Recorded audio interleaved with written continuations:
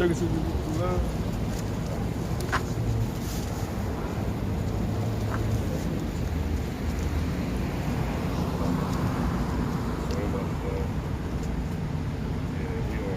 Right, Shalom, with the Gms Virginia Camp with the Hebrew Israelites. Back out here once again to do what we've been called to do, and that's prophesy. Before we get started, like always, I want to give all praise and glory to Yahweh. Number one, the elder apostles of great millstone, the true leaders of the nation of Israel, the true teachers of the nation of Israel. Shalom to the hopeful elect. When we walked up here, it's a damn sign on the pole. We were just talking. It's a group. You know, they want to start an uprising. And what I was telling the brothers is, when you look at these movies, you see signs like these doomsday movies. You'll see signs of these uprising groups, socialist groups that want to start their own revolution. Because that's the spirit that we're in. We're in the spirit of sedition, the spirit of them not regarding their kings, as the book of Esdras lets us know, right? So you're going to see all these different factions and groups coming up against the society because of the times that we're in, right? So we're going to start off with 2nd Esdras chapter 5, and we go from there. This is 2nd Esdras chapter 5, verse 1, and it says, "Nevertheless, as concerning the tokens, behold, the day shall come that they shall dwell upon earth, shall be taken in a great number, and the way of truth shall be hidden." And the way of truth shall be hidden. Now, we were just talking about, before the camera went on, about science. When you go to the root word of science, it's from the Latin, it means to know. But we were speaking about how this so-called white man, the devil, he lets you know things, but he don't let you know the truth, right? So we just read that the truth is hidden. So where do you find the truth? You got to find the truth from the prophets of the Lord. That's coming from the Bible, because the only thing that is true is Yahweh Shemashah, the God of the Bible. All right, his Hebrew name being Yahweh Most High, his son's name being Yahweh Shah. That's the only thing that is true. This Bible has been proven from the top scholars, archaeologists, researchers. They have proven. Matter of fact, this is the only religious book 100% proven in history. When you go to the prophecies in Daniel, speaks about the goat, the Grecians, the Persians. All this has been backed up by history, proven by artifacts. The Quran hasn't been proven. This is the only book that speaks about all the nations that actually rule in their correct order, and it even has the book of Maccabees, where it lets you know what happens after the Greek, when the Greeks came into power. So it gives you every kingdom's rule. Right, because it speaks about Babylon. It lets you know what happens during the Babylonian rulership. It names certain kings. All right, Nebuchadnezzar. And when you go look at history, aside from religious beliefs, when you go look at history, those are names of actual kings. And scholars, archaeologists have found scrolls dating back to those times when those kings were living from the scriptures. All right, something like the Dead Sea Scrolls, right, that date back to the time of the prophets. Okay, so this is the truth right here, man. All right, it speaks about the Persian and the Medes rulership. It names their kings, Darius, Cyrus, the Greeks. It speaks about Alexander. It speaks about the Seleucid reign, Ptolemaic reign. It speaks about all of that, and it even speaks about Rome, right? When our Lord came in the scene. Yeah. Apostle Hunter was bringing it out last week at camp. He was bringing out the four kings of Persia, Darius, Cyrus. and they were talking about the movie 300 with Xerxes and all that. So he was going to the script, Daniel, the 11th chapter, I believe it's the 11th chapter, so I keep them wrong.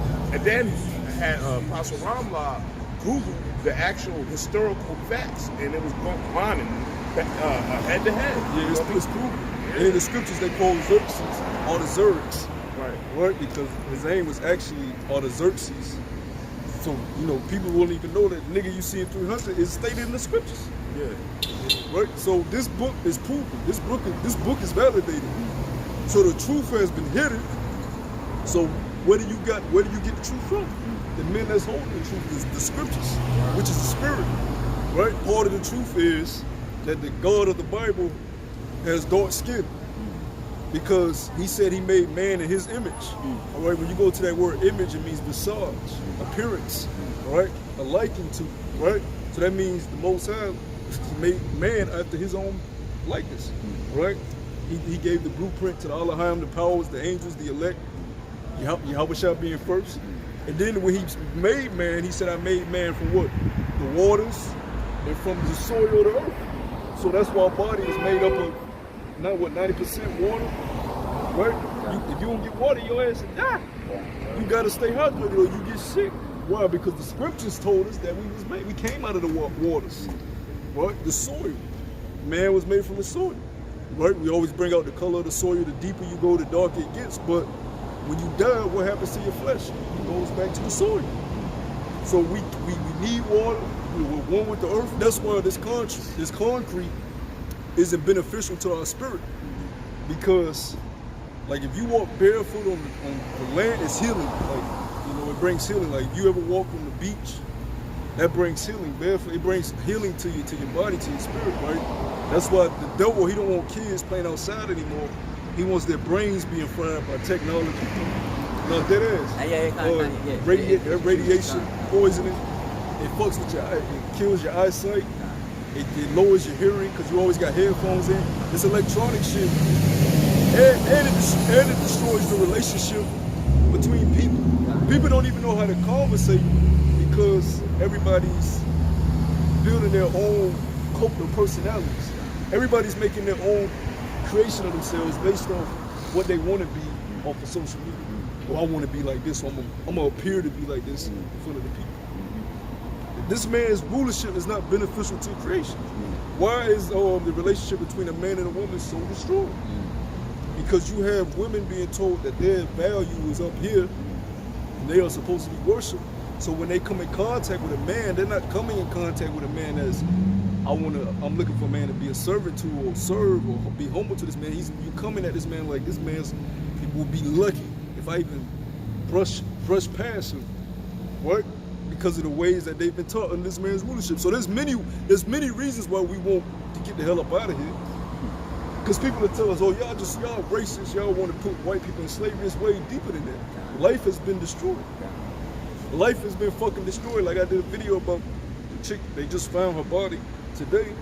Oh, Gabby. Maya, right? The chick Maya. That video did. The Northern came to, they just found her body, right? Now, she was working in the same apartment complex as the suspect, and they said that the dude, he was texting her a lot, let her know, I want to take her to that, but she wasn't really feeling it, right? So he ends up, you know, he was the maintenance man, so he had a master key to all the rooms. But common knowledge will tell you, if it's a creep, that I get a vibe that it's a creep, because her family members told the news reporters that she told them that this guy was obsessed with her and, you know, she was kind of worried. Well, if you knew that and you had wisdom, you'd be like, I need to move to a different apartment complex because this nigga's the maintenance man. He has keys to the room. But see, America teaches the women that, no, you're independent, you're free, you're liberal, can't nobody touch you, this, that, and the third. And that's contrary to the ways of Yahweh Shem Yahushua. And when you go out of the ways of Yahweh Shem Yahushua, that leads to what? Death. So the common nigga woman was looking at it and saying, no, that's wrong. Ain't no man supposed to be.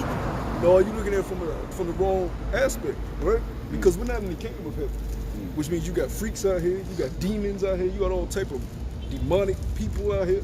So if you're not governing your life by the ways of Yahweh Shem Yahushua, anything can happen to you out here. That's why we speak about bridling your tongue, not being hasty in the spirit, because you see a lot of dudes get their brains blown out for talking shit, right? Not being able to control their spirit, right? So if you're out here living this independent woman, liberal life, and you don't want to use wisdom, and this dude who's frustrated because he's under the curses, he can't get the women he want. He's working at a fucking maintenance job, and he's them demons jumping him. He said, you know what, fuck it, I'm gonna take it. And then he murdered her, and then murdered him, and then killed himself. Life has to be fucking horrible for you to rape a woman, murder her, and then kill yourself. What type of life are you in? Get Proverbs 29. So you got it? That's the spirit. This is Proverbs 29:2. When the righteous are in authority, the people rejoice. But when the wicked beareth rule, the people on. Yeah, this has to be a horrible place to live in, where you feel the need to rape someone of your own nation, murder them, right, and then kill yourself. Because when he did it, he was like, it wasn't worth it, right? You know that wasn't like, I can't believe I did that. You know what I'm saying? Because you got to put yourself in that instance. You know, I'm assuming he had to rape her, because they know woman just gonna, you know, just die without giving it up. She probably was like, okay, yeah, you can take it. Especially this nigga surprised in the room.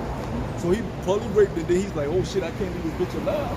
And she gonna definitely tell him. So he murdered her, right? Yeah. But see, when you by yourself in the room, the demons was probably on him. Like, oh shit, he got the image of her face crying and scarred, right? This is the society we live in. So when we say this man got to be taken down, it's not just because we want him in slavery. He got to get that for what he did to us.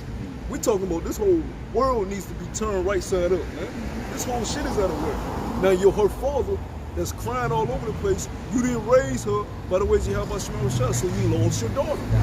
I'm discussing real quick about the daughter. Good, because you were supposed to betroth your daughter at a very young age. Not tell her, oh, you're going to get a job, we're going to get you to go to college. Think about how many of these women go live in a whole country from everyone they know and go meet a whole new state of people. Social media does that. Like I said, man, I see all types of women traveling from different places. I see it. Now they don't. Now this is just one of the instances that they decided to put on the news. This type of shit happens daily. All right. The only reason it's on the news because the family made a huge fuss about it, and they have a big following on Instagram. They got her father has like a DJ, has like a lot of followers, and that's the only reason. These things happen daily. Yeah, it's true. Why? Because you're not governing your lives off of the ways that Yahweh Shemar Shah has set forth. Yeah, real quick. This is a Rock chapter. Make sure you still with that. Yeah, I still got it. This is a Rock chapter 7, verse 23 says, as thou children instruct them and bow down their neck from their youth. Verse 24. Well, that's a good one. Yeah, bow down their neck from their youth, because the scriptures, where the law states, train up a child in the way they should go and they should never depart. These women don't even have the concept of what it is to be a woman. Right? When you look at these red pill channels, Kevin Samuels and these guys, and you listening to these women that's in their 20s, 30s, 40s, 50s, even 60s, they have not left that childish mind state of, oh, I'm a woman and I'm a queen. And they're totally delusional on what it is to be a woman. That's why he'll ask them, you say you want to be married, but are you a wife? And it'll confuse them because they don't understand what it is. You gotta be a woman, and you women you're not even women. Because the word woman means what? A servant. That's why what Kevin says what? Are you a modern woman? Which is what today's woman. You don't say woman, I said what? Modern day women. Yeah, modern day women. It's a lot. One of the brothers. Let me see, brother. Maybe. One of the brothers, might have been Baltimore. He put up a video of Kevin Samuels, how the 71-year-old woman called in and was thanking Kevin Samuels because she sees how wrongfully brought up these women are, you know, and she said something that was real spiritual. She said she feels like once a man is in his correct order, the women will follow, you know, and she was, I mean, she's an older woman. There ain't no 20-year-old woman gonna think, Kevin said, they all bashing. Yeah. But a 71-year-old, imagine, you know, how many times the times have changed while she was coming up to her age now. She's seen women just deteriorate more and more and more, you know what I mean? And she's right though. You know, she was thinking she wants women to be more how they were in the early days, even though they were wicked then. But look, it's just waxing worse and worse. Yep, and the men are fucked up too. Right. Because the men that's raping and murdering bitches, they not raised up in the proper order hobby. They don't see that they have value and worth in this society.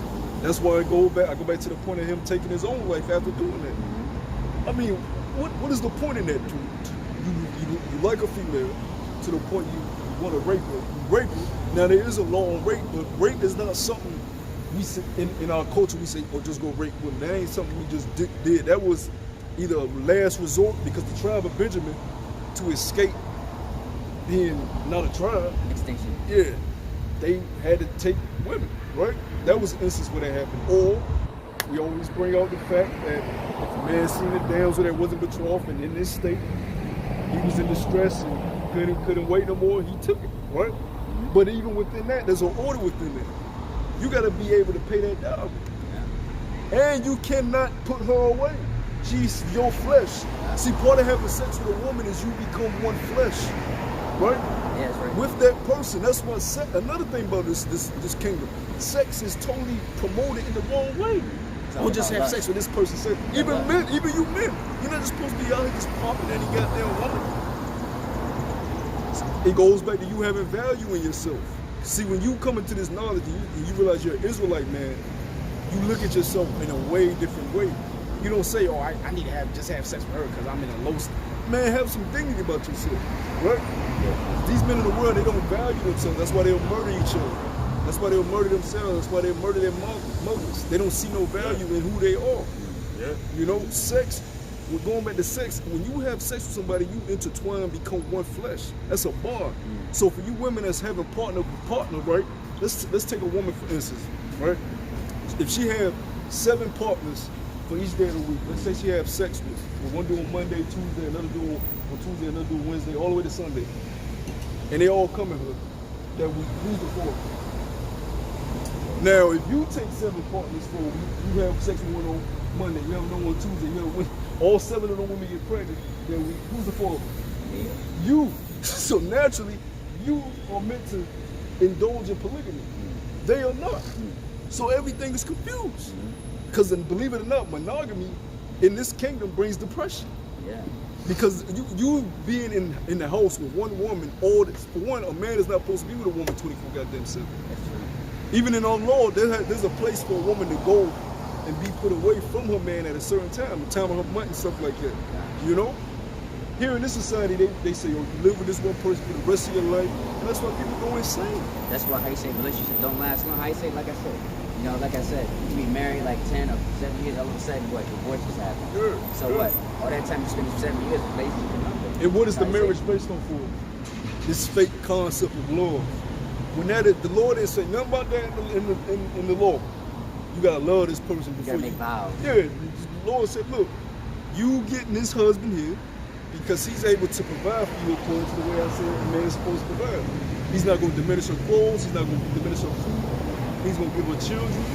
Work. That's what Gms Virginia said. He said that, for example, like I said, if you see a 40-year-old guy that's already established, somebody that's coming up, he even said that, you know, like I said, the father would say, well, he's already, you know, set up, so I'm going to give my daughter to him because, like I said, I don't got to worry about it. But for you, the young guy, even though, like I said, I understand you're young, but at the same time, I say, you got to prove yourself. Like, you got to, you know, but you know what I'm saying? That's like word. I say, That's word. May I make a comment real quick? Like the brother brought out, he was saying that, you know, once you come in this truth, you don't need to be sleeping with a whole bunch of women. Yeah, you lawfully can have more than one woman. You got multiple. But when you come in this truth, you got to have the mentality that we are the prize. You know, we truly, if Lord will, if we are of the elect, we are the prize. And if you put yourself in that mindset that you're a prize, you're not going to want to just be a swinging wood to every woman that you encounter. You know, you got to, and then like the brother brought out, hey, when you lay with a woman, in the ancient times, you had to keep her. So when you're dealing with a woman, you know what I'm saying, it's not smart to just be sleeping around left and right with this woman, this woman. Because it brings on a responsibility, you know, and then they make us put on these whack-ass condoms that don't work all the time.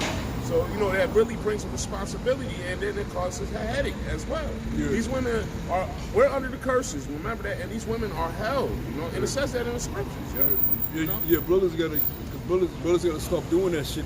I did a video on don't make crutches of the world. You gotta stop when you get in low states, just doing any goddamn thing. You gotta value yourself, man. Have integrity. Don't just do something just because this is gonna make me feel better in the moment. Certain people don't deserve your time and energy, man. You know, because hey, a lot of times it's a saying. You know, what are you getting out of the situation that you're putting your energy into? If you ain't getting nothing in return, then it's in vain. Like if you're having this talk with somebody and you ain't getting nothing out of it, that whole conversation was in vain. Because the 9 times out of 10, when people talk to us in the world, they're getting something out of it. 9 times out of 10, when we talk to them, we're getting nothing in return. So it's really a waste of time. You know? They get to back into mix. I mean, like I said, even these MGTOW channels, you know what I mean? Like I said, straight to the point, I say, hey, I can test it myself. Like I said, man, brothers should be focusing on themselves, man. Like I said, improving themselves. In the truth also, but also in the world. How you say, make yourself a living. How you say, make yourself a better living. How you say, don't be the same job all the time. How you know what I mean? Like I said, how you say, try to find like a new trade. Do something. Like I said, make yourself high value. Stack. Yeah, you have to spend time both ways. Yeah, you have to spend time breaking off that old man, because we don't have a lot of time here left. You really don't have time to play games. You gotta be fighting your demons every single goddamn day. And every time something don't go your way, you can't just resort back to doing the same shit you did in the world. Because the demons that you got in this truth are the same demons you had in the world. And a lot of times brothers, when they get low in the spirit, they'll go back to them fucking demons. Because they get that sense of comfort. But see, that's what niggas do in the world. They do that shit in the world. They smoke weed because it gives them a sense of comfort for that time being. But then when that time is up, they back to who they were, and now they go buy another bag, and another bag. It's just a perpetual cycle. Even with alcohol. Brothers stop drinking so much damn alcohol. Just because you low in the spirit. You gotta do everything in moderation. Control your damn spirit, man. Pornography. A lot of brothers when they came, they was addicted to pornography. Oh, I'm depressed. I'm just watch this because I ain't got no woman. I'm just getting control that shit, man. If you gotta just watch a girl on a camp by herself, hey, do that or something. There's just some advice. Let's just keep it real and raw, because this shit brothers deal with. But you know the demons you have. You can't just resort back to them demons when you feeling low in the spirit, right? You gotta operate on a higher level now. Because that's how the Most High is looking at you. He's looking at you different, all right? He's not going to judge you as he would if you was in the world. He's going to judge you as a man in the truth. Because you know right from wrong. You know better. And you have the necessary tools to overcome this world. You have the helmet of salvation, the breastplate of faith, all right? The shield, your sword. You got, everything you need to conquer this world. So apply it, And prayer is key, like I was telling brothers. A lot of times we'll just pray in our head, but you need to take time out there to actually get on your damn knees for some time and pray get on your knees. Brothers don't do that enough. Get on your actual knees before the Most High. You got these fucking Muslims, which the scripture say don't be praying in front of men for the works you see. They do it in vain. But you got these Muslims, they'll get on their knees for a false God, but you can't get on your knees for the Most High. And that goes back to another thing, repetition. If you're not practicing on these things, you're not going to do it. Things have to become muscle memory, right? A lot of times guys come to camp because it's muscle memory. It's in their routine now. That's why a lot of guys, you see them being here for 10 years and then fall out, because really they were just a part of their routine. They got used to doing it. It's muscle memory. So you got to make prayer part of your routine. You got to make studying part of your routine. Doing videos part of your routine. Breaking off that old man part of your routine, right? And then it becomes repetition. How do these point guards become great at it, Paul? Repetition. You don't see the countless hours they're putting between cones practicing that same move. You just say, oh shit, I can't believe he did that. How the fuck he did that? He been practicing on it for hours every fucking day. Sweat, blood, and tears. Oh, how did this rapper come up with this lyric? This motherfucker been sitting in the room breaking down syllables and putting different sentences together, and then he brings the bar. You're like, how did he come up with this? He been practicing this shit for hours every day. It's just he performing it now. So when we come out here and we prophesy, how y'all know? Well, we study, we watch video, we do this. So you have to apply that with everything. Fighting your demons and prayer. Nah, I was about to say, when you was bringing out how the Muslims, they pray to a false God. A lot of Muslims that come out of prison, you can tell that they pray a lot because they'll have a mark on their forehead. Because, when they pray, they get on their knees and they bow their head to the ground. You can tell which Muslims are praying, because they got to pray 6 times a day or something like that. I forget. But if you look at their forehead, you see somebody come home from prison and they got a big bruise right here. That shows how many times they've been praying. Man. It shows you they get that custom from us too. Yeah. Because the scriptures tell you when we were in mourning, we would put our head to the ground, we would throw the dirt on us on our head for mourning, and we would rip off brothers. If they was like in real language, you would rip your garment. You just put your head and go to, you just be in the dirt. But that's wisdom. That's understanding you ain't shit before your power. You know, a lot of times brothers don't have their prayers answered because you praying half-assed. You're not even praying with full force. Let me get a Fuck.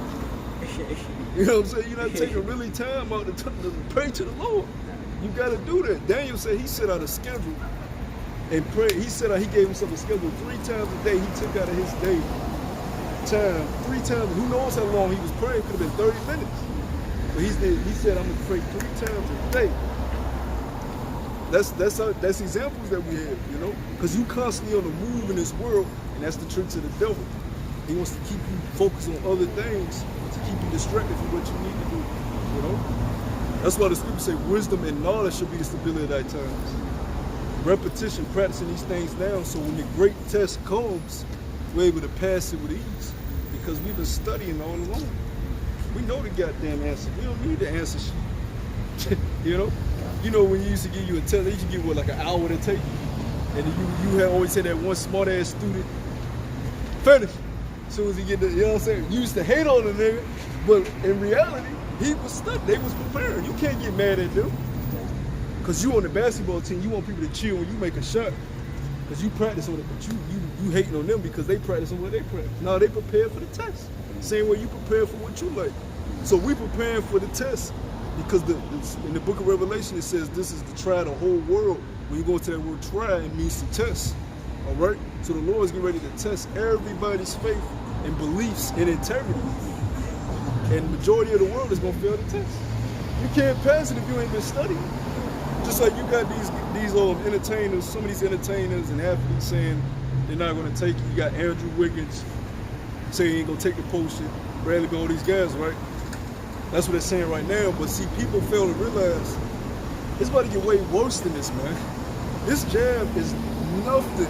Losing your job is nothing compared to what's about to come. It's one thing to deny it when you're able to still sleep in your house, your mansion, drive your cars, you got gas at the gas stations, it's food in the food markets. You got millions of dollars in your savings. Of course you'll go to the press conference and say, I ain't taking this.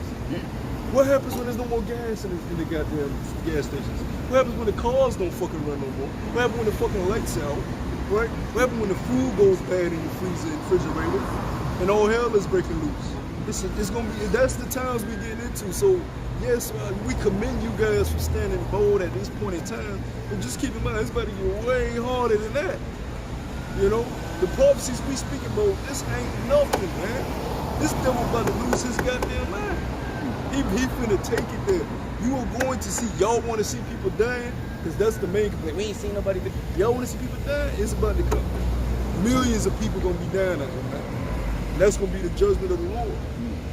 Y'all think this shit is a game. This ain't no damn game. And this could happen a month from now, 2 months from now. Because they keep talking about that dark winter, which we thought it was gonna be this past one, but actually because we see what they coming with, right? Canada just unleashed the basically medical martial law. Okay, the nurses and up there in New York, right, in the healthcare business that didn't want to take the potion, they getting replaced with National Guard. I seen the school buses, you know, they enough school bus drive for the kids. So what do they use? They use the National Guard. Hey, California, the governor Newsom, which he's linked, well, he's linked in with his family is one of the banking families. He actually, they changed their names. That's how they get away with a lot of shit. But they just mandated that the kids from kindergarten to 12th grade got to get the job. In Cali. Tell you, man. So if you got a kid, what do you do? Because you people in the world, you haven't been practicing. Now you say you take your kid out, but it is going to be to your detriment because you just had this one group. I believe it was in New York. They took their appeal to the Supreme Court for the teachers in the school system to, you know, get the mandate, you know, rebuttal. They said they got religious exemptions, this, that, and the third, where the Supreme Court denied this shit. So that was their hope, putting their trust in Egypt. They thought Egypt was going to say, fuck Biden, let's go to the Supreme Court, right? And the Supreme Court still denied. So Egypt ain't going to help. Hey, the military, they said they giving them a dishonorable discharge, which means you leaving with nothing, and you might face jail time, depending on who you are. for not taking. And I'm seeing a lot of people still in uniforms on. So you know what that means? Nigga took this shit. You know? And when you look at the companies of the Johnson & Johnson, when you look at the owner of Johnson & Johnson, the AstraZeneca, Pfizer, all these brands, guess what? They all go back to the truck. The owners go back to Amalek. So it's all the same potion, just with different names, you idiots. Oh, I took this one. Oh, I took that one. Oh, I took this one. It's all the same shit. It's a whole big scheme, a big plan, man. You know? Verse 1 says, nevertheless, as concerning tokens, behold, the day shall come that they shall dwell on the earth, shall be taken in a great number, and the way of truth shall be hidden, and the land shall be barren of faith. This is where we at right now. The land is barren of faith. And of course we can't expect these people to have faith, because for years we stood out here and they didn't hug us. See, it was all cute when they used to throw shit at us, right? Talk shit, put us on cameras, and they don't do that shit no more because they see the times that they're in. So they just like to keep pushing them. But see, you don't have faith now because you ain't been prepared. See, it's always a game till it's at your door. It's no, let me in, the judgment. You know, it's always a game until the judgment actually comes. It's like when Noah was telling these hard-headed niggas it was gonna rain, he was a laughing stock. For over 100 years, a laughing stock. Till that rain came and they was trying to climb onto that door. When the door shut, crying for their life. Babies got the baby on, the baby fall out, drown, die. You know what I'm saying? Yeah. It's like years ago, he came back later and said, now they see it. Who's that? You know, the angry pepper dude, you know, the fight, you know, that guy from New York. Oh yeah. Yeah, they're seeing it now, you know? And some of them will be part of the elect if they're sincere in returning, you know, coming back and apologizing. The majority of these people, they engrossed up. They ain't gonna repent, you know? And that's good for them. I don't give a fuck about these people. I'm tired of these goddamn people, you know? Because they wicked, they evil, you know, they smile in your face, they talk shit behind your back, they have no integrity, and they going back to what the brother just read, they have no faith. I just look at them as cattle, man. You don't hear Jake speaking about Jesus, but that's their God. You do not hear Jake speaking about Jesus. And the ones that's in the churches, they just go in there because it's routine. They don't have the answers in there. You know? The pastors took a whole break. When the churches was closed during the lockdown, they took a whole goddamn break. Still want to talk. They still wanted to, and you but you couldn't even go to the church. So you know what that did? That fucked up a lot of the church going motherfuckers that went religiously every goddamn day. Cause you got niggas that go to church every fucking day. Hey, remember the fight that broke out at that one church because the pastor commanded everybody to give out $5,000 in their tithes. It started, he was dead serious. So he said, I want everybody to tithe $5,000. And a fight broke out. Because this was a so-called black church. It was a mega church. I don't know if it was a mega church, but they interviewed the one guy. He said, you know, he was cussing the pastor out. Like, how you doing? We don't even got $5,000. That's word. That nigga was trying to dip. It was out. That nigga. Somebody was catching up. You know what? We can flash move on and get out of here. Real. But that's our people, though, man. Now I got a precept. This is Romans chapter 10, verse 17. It says, so then faith cometh by hearing, and hearing by the word of the Most High. But I say, have they not heard? Yes. Have they not heard? Faith come by hearing. When we listen to these spiritual epistles, these videos, it boosts our faith. It comforts us, you know. It lets us know there is hope. It gives us value. See, these niggas, going back to these niggas, they don't value themselves, right? Because they don't want to hearken to the words of Yahweh Shah. How can you have value with being black? Even the people that's, black people, we gonna rise up. Y'all niggas is through. Because none of y'all businesses is thriving, right? You only got so much longer left until this whole economy crashes, and then your black business, so-called black businesses that is running, is gonna be obsolete. Because they already saying that they ain't gonna, they might not renew the debt ceiling, that's supposed to expire October 18th. Which, if they allow it to go up, belly up, China gonna be like, hey, what the fuck? You know what I'm saying? Ain't nobody gonna want to do business because they ain't gonna have faith in America paying their debts because they can't fucking clear their own damn debt. Now, this Thursday, the government was about to run out of money, but to avoid a government shutdown, he extended it to December 3rd. What is it? 2 months. So guess what? That's right before Dark Winter. Now, mind you, like I said on an article, I find it fun because on an article, I think that they signed a bill where I think like 2.8 million or billion to the Arabs, basically to the Afghanistan refugees. No, well that and even but they're more. going to show you, like brother was saying, like I said, Egypt is not yet helping. Yeah, but even more, they gave like 4 million or 1 billion, something crazy to the fake Jews. God. The welfare babies, the biggest welfare babies on earth. But meanwhile, they don't have no money for these motherfuckers. Mainly Jake. Go to show you, they don't care about you. So you people are through out here. Your businesses are finna be through, right? The gas prices are going up and up. You know, because everything. Oh, what's that video with the cargo ships out there off the coast of the West Coast? He's standing there. What is it, like 400 something of them? They're just sitting out there. Wow, that's crazy. So you're going to see that in the next coming months.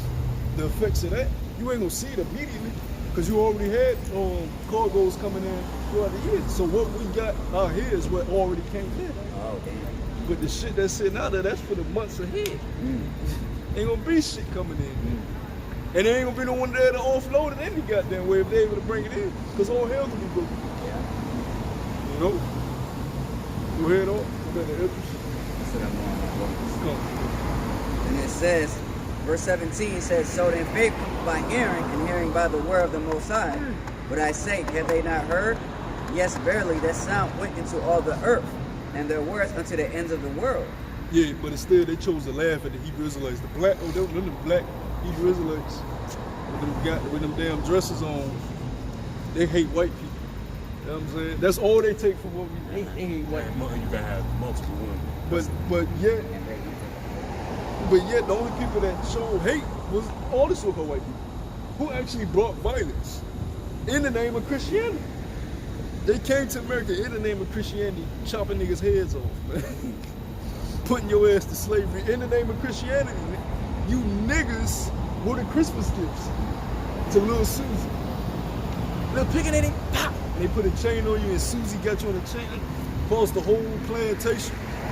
I was looking at a video, you know, they got a lot of these plantations still up. Actually out here, I wanted to go to some, but you gotta make reservations because it's private property. All these plantation houses that's still up all across America, which is a sign of our slavery for all you niggas out there that don't want to believe you're slaves. They kept all this shit up, the big houses. You had this guy, he was videotaping the plantation in Louisiana, and you just see hundreds of slave shacks down the road, all through the fields. Yeah. And he walks up back the other way, and he like, damn, where's the big house? He's like, I must have drove past it. But he stops, and he goes at the end of the road, he stops, and he sees a road that just leads all the way down. But while the road is going down, you just see nothing but fields. So you can see that that's what Jake was working in. But all the way down this road, in the midst, you can see these big ass fucking houses. So you had this big road that would lead from the big house, then you turn down the street, which is kind of like a main road, and you go all the way down. Basically, let's say this was the big house. You have a long ass street going down to the main road, and you bust away. This would be the main road. You go all the way down into probably like the light. That's where you start seeing all hundreds of slave shacks. You know, so they would have to get up, walk all the way down to the fields, and prepare for a day of work. You know, all this shit is still up. So Esau, you got a lot to pay for, you fucking demon. All this shit is still up, man. Go ahead on. And then they say it's private property. You can't even go on it. Like you can't go. That's why he had to stay up on the main road because you can't walk to the big house. Like even here in Virginia, when I was looking at just going, because I was going to probably do like a video out there. You can't even go. You gotta be on like a tour to go on the land. You gotta be on the tour as a getting toured. Is it a What shows you it's real shit like a he's in power? Yeah, it is. This nigga's had us in slavery, right? And he still controls these houses. He still owns these houses. You know? You can't even go look at it without his permission. And they still got the pictures of the families in the fucking, like they keep it decorated. They got the pictures of the families in the living room. Shit is wild, man. Good. Verse 19, and it says, but I say, did Israel not know? But a lot of these niggas, some of these niggas need to be back in plantation slavery. Look at some of these jakes, man. They lucky the Lord is merciful. A lot of these niggas, man, they need to be still in plantation. They ain't no good. A lot of these niggas need correction. They need I mean, we all need correction because we all go off. But these niggas is just, I mean, waxing worse and worse. You see these niggas. If I may real quick, you see these niggas walking around with tight ass jeans on below their ass. Like, you know what I mean? That shit is just a fucking. And it's our people, so you know, us being in the street, we look like, man, what the fuck is wrong with you? What if you got to break out in a run real quick? How you gonna run? You got these tight ass jeans with a belt on, but you're showing your both your ass. That's why these other nations don't respect us, man. You know, that's why the Yeah, we're a joke to these other nations. You know, they laugh at us, they make money off of us, and us stupid ass, well, we under these curses, but we keep going back. Keep going back to the bodega. You know, before it used to be Northern Kingdom that had the bodega. Now it's Ishmael, Elon, you know what I mean? You gotta keep going back, and you keep going back. Nigga woman got a big ass, like the brother grew up, a hair hat on her head, Right. and you can see the dry ass, cheap ass gel that she done got from the groups at hair shop. You can see the plastic on the hair. You know, And, on the and then they'll tell you, oh, well, she don't have the good hair like, you know, the other women got this. Bitch, if you just moisturize and shit, put oils in it, your shit will be manageable. Our women are, that shows a testament how lazy our people are, man. Yeah, Women would rather put on a fucking lace front wig and tell you, she's so prideful now. Back in the day, a woman didn't want you to know it was a wig. Now they're like, yeah, I got this wig from such and such. You know what I mean? And underneath their hair look like shit. Yo, I remember when I was a kid, I remember the women in my family, they used to sit down and take time to part their hair and grease their scalp so it could stay healthy. You don't see that no more, you know? And they'll say they call it nappy, but these demons, these so-called white women, they had be all nappy and tangled. Shedding all over the skin. But they got you ever seen that? You ever They got seen that a dog woman comb they fucking hair when that shit ain't already straight? They got to. Yeah, it's so naughty. for you to be like, oh, I got nappy. No, nigga, just manage your shit. We have soft, woolly texture hair that's very soft. You just manage your shit. There's plenty of examples of women with natural hair that it looks beautiful, man. There's plenty. If you can't grow with long hair, so what? You under the curses. Grease that bitch. There's plenty of nice looking afros. They don't like that shit. Yeah, because a majority of them, you can at least get it this hit, you can at least get it there, and you just put this, you know, and look good. You know? Now, a lot of y'all, some of y'all are just ugly. You can't do shit about that.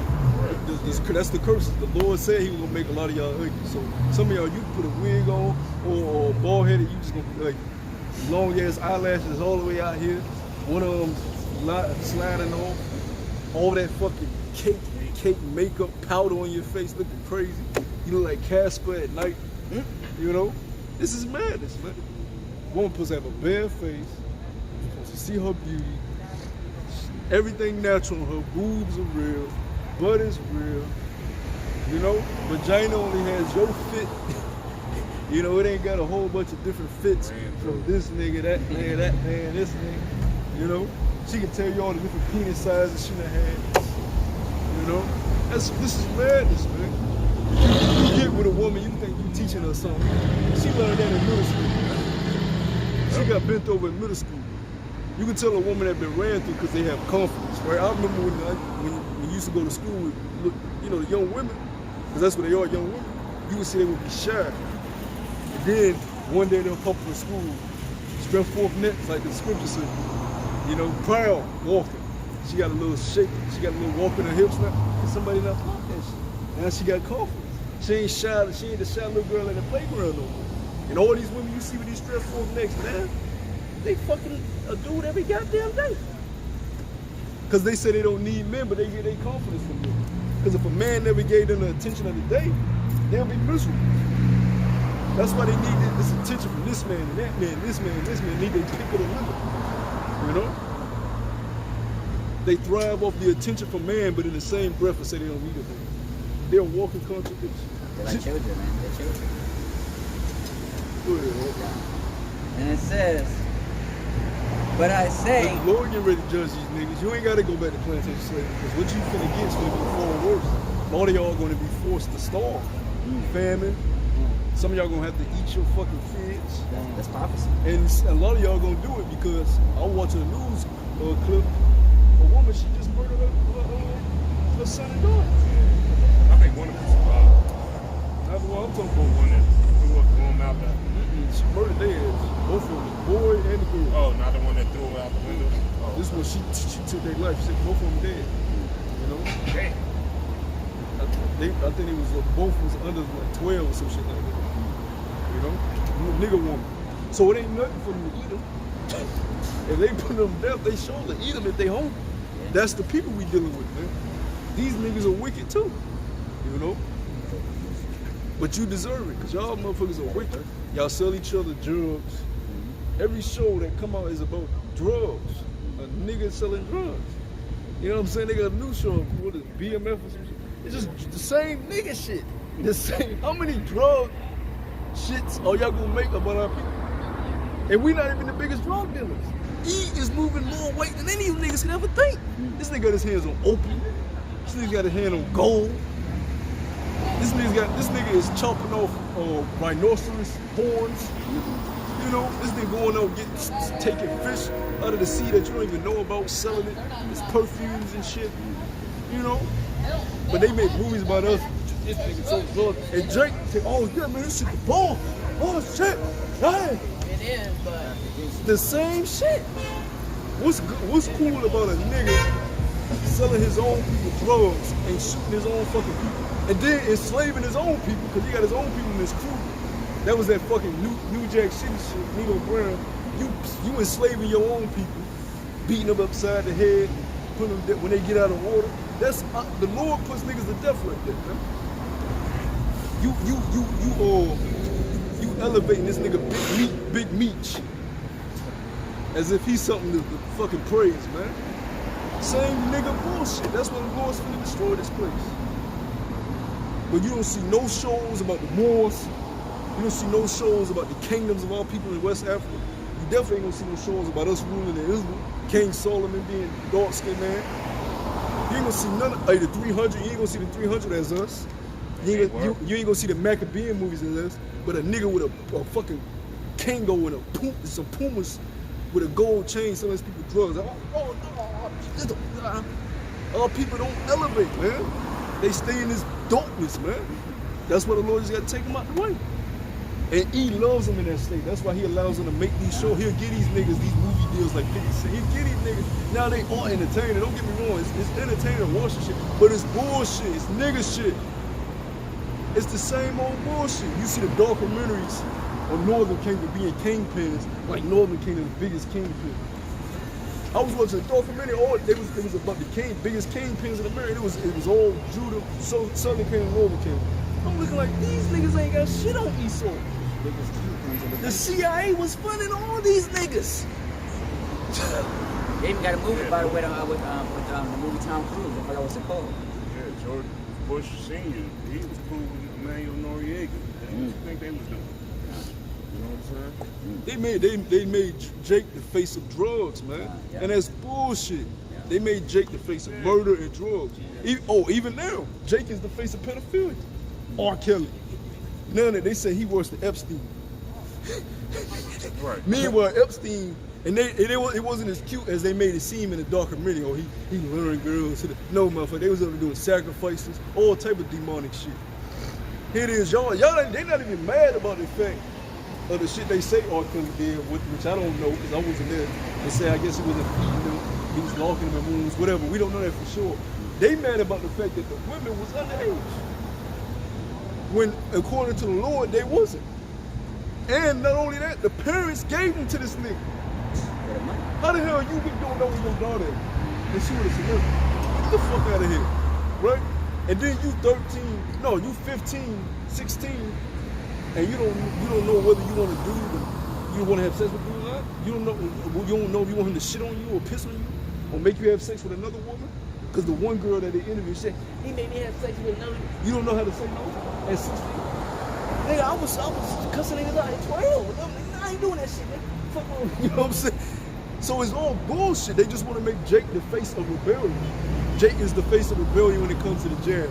Jake is the face of pedophilia. Jake is the face of guns and murder. Jake is the face of drugs. It's all propaganda. Let's see the shows of you fucking Edomites selling each other drugs, bringing drugs on these planes and these ships right through your government. Let's see movies on that. Yeah, they make it seem like the crack era. You know, they made us the face of the crack era.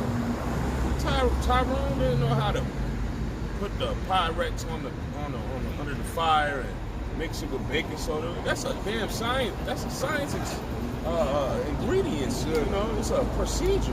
Tyrone didn't know how to do that. Somebody had to show him that. The scientists had to show him that. And we damn sure, Tyrone damn sure didn't know where to get all them guns from. He driving vans in the hood, hopping out, leaving the doors unlocked. Jake opening and looking through them shits and it's full of heavy artillery. You know yeah, we've normalized our judgment. We've normalized our pain and trauma. So you got Jake always playing the crackhead, and we laugh at this shit. We laugh at that shit, but really, nigga, they marking you to your face as a nation. That shit ain't funny, man. It's pain. Nigga being a goddamn crackhead running up, that shit destroyed families, man. The crack era destroyed families, destroyed parents. Kids had to be in adoption homes for parents dying, needles in they fucking stuck in their arms, overdose. People selling their kids, sex trafficking their kids for this shit. You know? If I may, Word. if you look at Elvis Presley, when he married She was 14. Priscilla, she was 14. He never went to jail for that. Nope. They still to this day call him a legend. Oh, look at this nigga Woody Allen. Fucking creep. This nigga should be all over the news. He should be on the Chinese news, the African news. This nigga adopted a group baby and married her ass when she got in her 20s. She was your daughter when she was a kid. Now she's your wife. But he raped her before that. You already know she was in a not. See, he was in a bathtub with the rubby ducky. You know what I'm saying? You like the rubby, you know what I'm saying? Meanwhile, he fingered her with the rubby ducky, you know? But nobody speaks about that. R. Kelly is now the nigga, he's found guilty, which the nigga was already in jail since the shit. He's been in jail for like 2 years already. 2-3 years. So, and they still talking about this nigga. Now he's found guilty, and the bitch still get interviewed. Yeah, he made me do this. Shut the fuck up. The nigga is locked up. Oh. As a matter of fact, where's what's his name? Harvey Weinstein. Documentary Survivor. 10-part series. Yeah, Survivor R. Kelly. That was years ago. Yeah, that's when he got locked up during when the series came. See, he's a smart. 10-part series of this nigga. But these Edomites is doing that's really in pedophilia. There's blood the Catholic Church. Yeah. They sacrificing your kids. All them jakes that go missing. Organs, organ harvesting. That's what I was gonna say. He gonna get money. He's smart. He gonna get money off you, then throw the book at you. Think about how much money they made off of. Let alone all the classic hits he made, right? You know the top of that music record label is Amulet. Yeah, nigga talking about he ain't playing Steve. He ain't gonna play R. Kelly music no more. Nigga, shut up. You was playing Age Ain't Nothing But a Number your whole existence. Yeah. Now that nigga fucked up, man. Shut up. You just hate your people, man. You hate your people. You hate your people. Harvey Weinstein still the fuck out here. He was in the news for one day because he got sloppy with his shit, so they had to throw him in like, or maybe he pissed somebody off in the upper, Hollywood, and they made him a humiliation ritual. How much time they give him? Who? Harvey Weinstein. Didn't he get locked up? He got locked up. Yeah, but I don't think he got a lot of time. But they threw the book at R. Kelly. They said this nigga is facing life. He ain't coming home. if we was here for decades, you know, the most I forbid, this nigga be old as shit, locked up. So here it is, they locking up, you know, talented Jakes, right? But Esau's out here still killing Jake, taking their organ, sex trafficking your kids. Disney World is still up, which they arrested like 20 Disney employees for pedophilia and sex trafficking business at Disney World. At Disney World, all these employees. Yeah. Makes sense. You think that's a coincidence? No. You in Disney World with your child. Emmy, look at it. And then you, where the Emmy go? Mickey Mouse snatched her. Mickey Mouse then ran off with her and took her to the employee back room. Nigga take off the ears and shit. That's And probably why they was fighting. Exactly. You know what I'm saying? What was it? Minnie Mouse was out there shooting the fade with somebody. Hey. Y'all ain't see that? And then, you know, he puts her somewhere with the rest of the kids that's about to get shipped off. You let Mickey Mouse babysit your kid go missing. Yeah, Walt Disney, that whole shit is weird. That whole shit You is ever look at the name of Walt Disney, look at all the 666 Yep. in it. Look at the history of Walt Disney. The guy himself was all them old cartoons got, Mason. yeah, all them old cartoons got penises and shit in them. Yeah, so Which they took all these videos off YouTube. Yeah. This was back when YouTube, you was able to find all the good shit. No, they took it off. You can't see it. Man, YouTube ain't got shit. But you can look at babies being fondled, and you can look at women. You can look at women pussy being examined by a nigga on YouTube. She's sitting on the shit, all this opening, but you can't talk about the jab. As soon as you the hypocrisy, there's a thing, demon. You know? Your kid watching Disney, SpongeBob and Patrick, and SpongeBob Factory. You know? This shit is crazy, man. I remember when he was a kid, they said a kid, he went on the beach, and he wanted to go find SpongeBob, so he went in the ocean and drowned. Damn. Cause y'all told this nigga it was a sponge living in a pineapple under the sea. This place gotta be destroyed, man. You ain't supposed to be teaching kids that type of shit. His brain is learning. He ain't supposed to be learning about a sponge. Think about what we're talking about. A sponge you clean shit with is living in a pineapple under the sea. And kids are like, oh, this is, you know what I'm saying? This is bugged out, man. This society is bugged out. Go ahead, bro. This is Ecclesiastes 7:7. Barney. Shit, my favorite shit was Barney growing up. I had the tapes. Nigga, I love you, all that love you, hug you. Oh, it was? Yeah. It was based up there. It was a little smoke. Nah, it looked like he bought it, but it was a military, one of them small military trucks. Yeah, his own shit. Ready. Go ahead, bro. Ecclesiastes 7:7. Surely oppression make a wise man mad, and a gift destroys the heart. You know, and like the brother was bringing out, man, all the stuff that's going on, women killing their kids. The brother brought out how people are crackheads and all that. The fact that our people were selling crack to people, you know what I mean? That's because, you know, this oppressor is just constantly having their foot on our necks, man. There's a lot of, like, when people bug out, when people flip out, they tired of being oppressed, man. You know?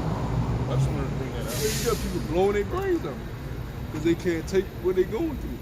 And to be honest, like I said, enduring, you know, being alone, it's really hard, man. Like you said, you really gotta have a strong mindset to actually, you know, like I said, endure just being alone or just like like we talked about earlier. I used to have self-worth and integrity. It's really hard, man, for real. Man. Like I said, a lot of people I say everybody's different. So like I said, it's basically they can't handle it. They commit suicide. Yeah. You know?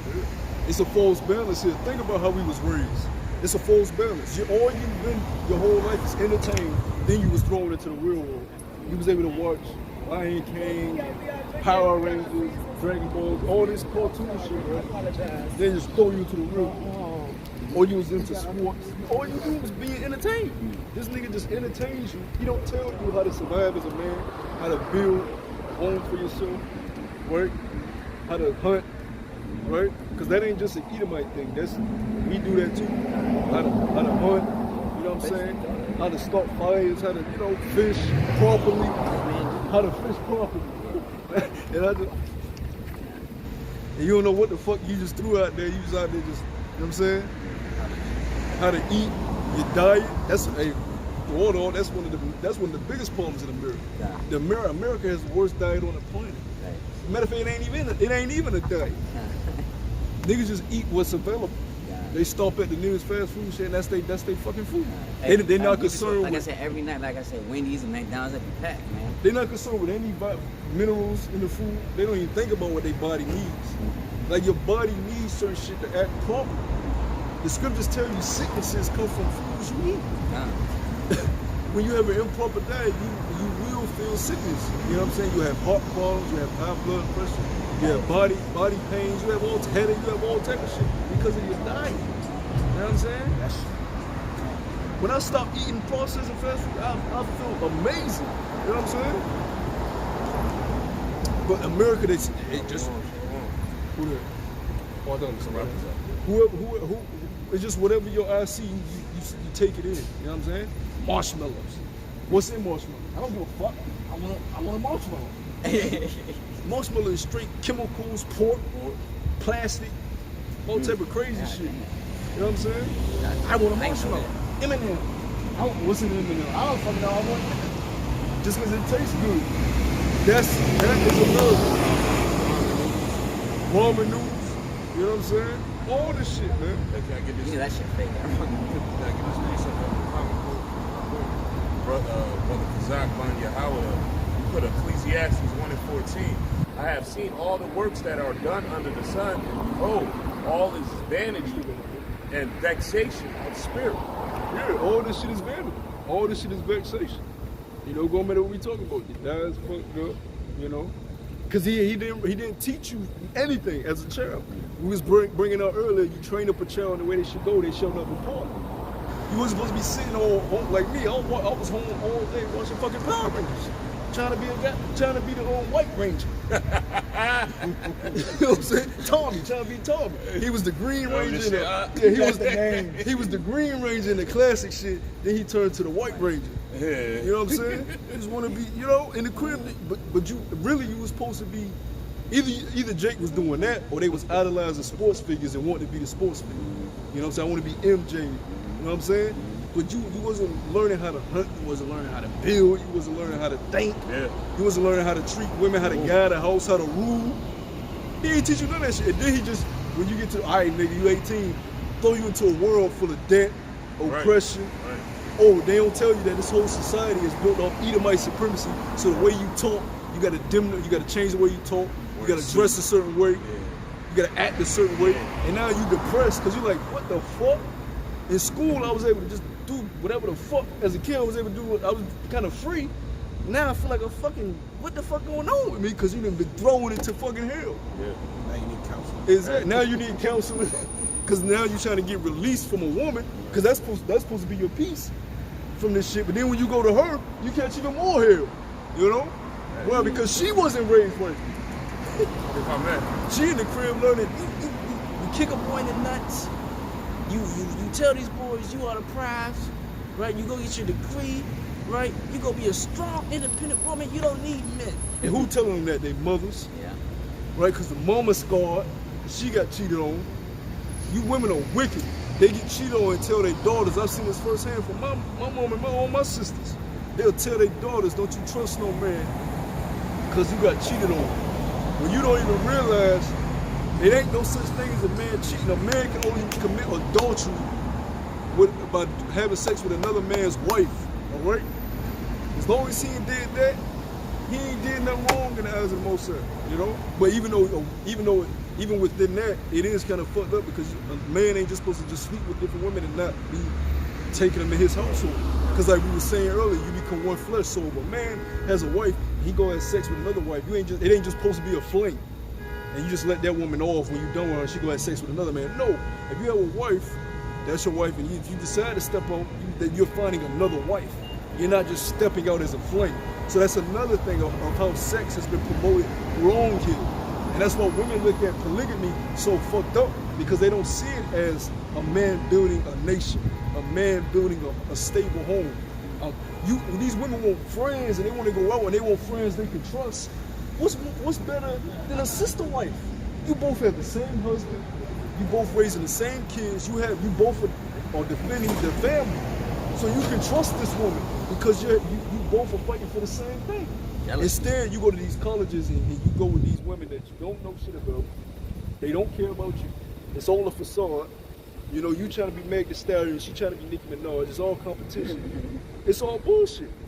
That's why a lot of women that's in these polygamous relationships, they're actually happy because they have women that they can confide in. When it ain't just about the man with that either. You know what I'm saying? Now, we are the head, but even within that, the women have their own little sanctuary amongst themselves where they can talk about the women shit they need to talk about. You know? So everything here is totally fucked up. It ain't just about putting Esau in slavery. When we're in the kingdom and we're ruling, the last thing we're gonna be worrying about is Esau being this. That's gonna be a normal thing, man. You ain't gonna be like, yeah, it's 100 years in the kingdom and you still talking, yeah, fuck these Edomites. Man, you ain't gonna be concerned with them niggas. You gonna be out here doing all type of shit, journeying places, finding new things, creating, building, learning. You ain't gonna be worrying about these goddamn Edomites. Probably the first day when we come out of chairs, we gonna put their ass, we gonna beat their ass, put their ass in chains, get that frustration out for however long the period, you know, we gotta get it out for. But after a while, you ain't gonna be concerned with these goddamn Edomites, man. You gonna be living, enjoying the earth. Even the kingdom is for these other nations. All the nations are gonna be in the kingdom. Elon, Ishmael, Moab, Japheth, they just gonna be service to us. They gonna get their own lands. They gonna have a land of Japheth, you gonna have a land of Moab. And in their lands is gonna be catered to their spirit. They just gotta obey the laws of Yahweh Shemel. So they gonna get the benefits of real food, real air, real water. He don't give them that, you know? Shit, life. It's about life. It ain't just about us cursing these devils out. It's bigger than them, you know? Way bigger than them. Because after 1,000 years, they not even gonna be on the earth no more. And we're gonna be reigning for eternity, and eternity don't end. All right? Go ahead on. Last verse. I'm going back to Romans. I'm going back to Ecclesiastes, and it says, "But Israel, come." And it says, "But I say, did not Israel know? First Moses said, I will provoke you to jealousy by them that are no people, but by a foolish nation I will anger you." And it says, "But Ezra is very bold and said, I was found of them that sought me not. I was made manifest unto them, and asked not after me. But to Israel he said, all day long I stretched out my forth and my hands unto a disobedient and gainsaying people." Yeah, the Most High requires obedience. And Jake hates being obedient. Children hate being obedient to their parents. A wife hates being obedient to her husband. And the man hates being obedient to Yahweh Shemel. They hate the order the Lord set up. They hate the order. Men don't want to obey the laws of the Lord. Niggas, stop getting lineups. Stop eating abominable foods. Stop committing adultery. Stop doing drugs, smoking and shit. A nigga will not put down the blunt for the Lord. A nigga ain't gonna do that, you know? And then he wonder why he catching all this hell. And the woman don't want to be obedient to him. And the children don't want to be obedient to the parents. So they gotta be destroyed, man. They gotta be destroyed. You know. Going back to Ezra, 2nd Ezra 5 and 2, and it says, "But iniquity shall be increased above that which is now, thou seest, but that thou hast heard long ago, and the land." And iniquity has increased. Transgression of the law has increased. All right, homosexuals is at its peak. Trannies are at its peak. And you want to know why I say it's at its peak? Because you can't even tell who you dealing with half the time. You're not even sure. You gotta make sure they got bare face, you know? And that's a shame. That's part of life too. We're at the point now you don't even know if it's a woman or a man. Because of surgeries, enhancements. They don't even tell you sometimes. You know what I'm saying? That's how far we have gotten in iniquity. On that recently. He said he was at a park and he seen this, he thought it was a girl. He said the shape on her was crazy. Right? So he finally bumped into her. And it was a dude. She couldn't hide the Adams apple. Damn. You know, Serious? and he said he was vexation. You know that he was pissed. Yeah. From far away, and he even said, "Close whatever surgeries to do that. Ain't no woman out here to match what he had, basically." You know what I mean? Serious? And this is and right now they're teaching. I was at my grandmother's house. I was at my grandmother's house today, and they were talking about how they should teach about transgenders and stuff in school and all that, man.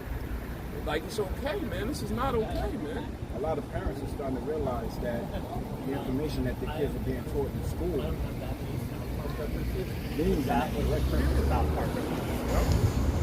Then you got the Black Lives Matter thing.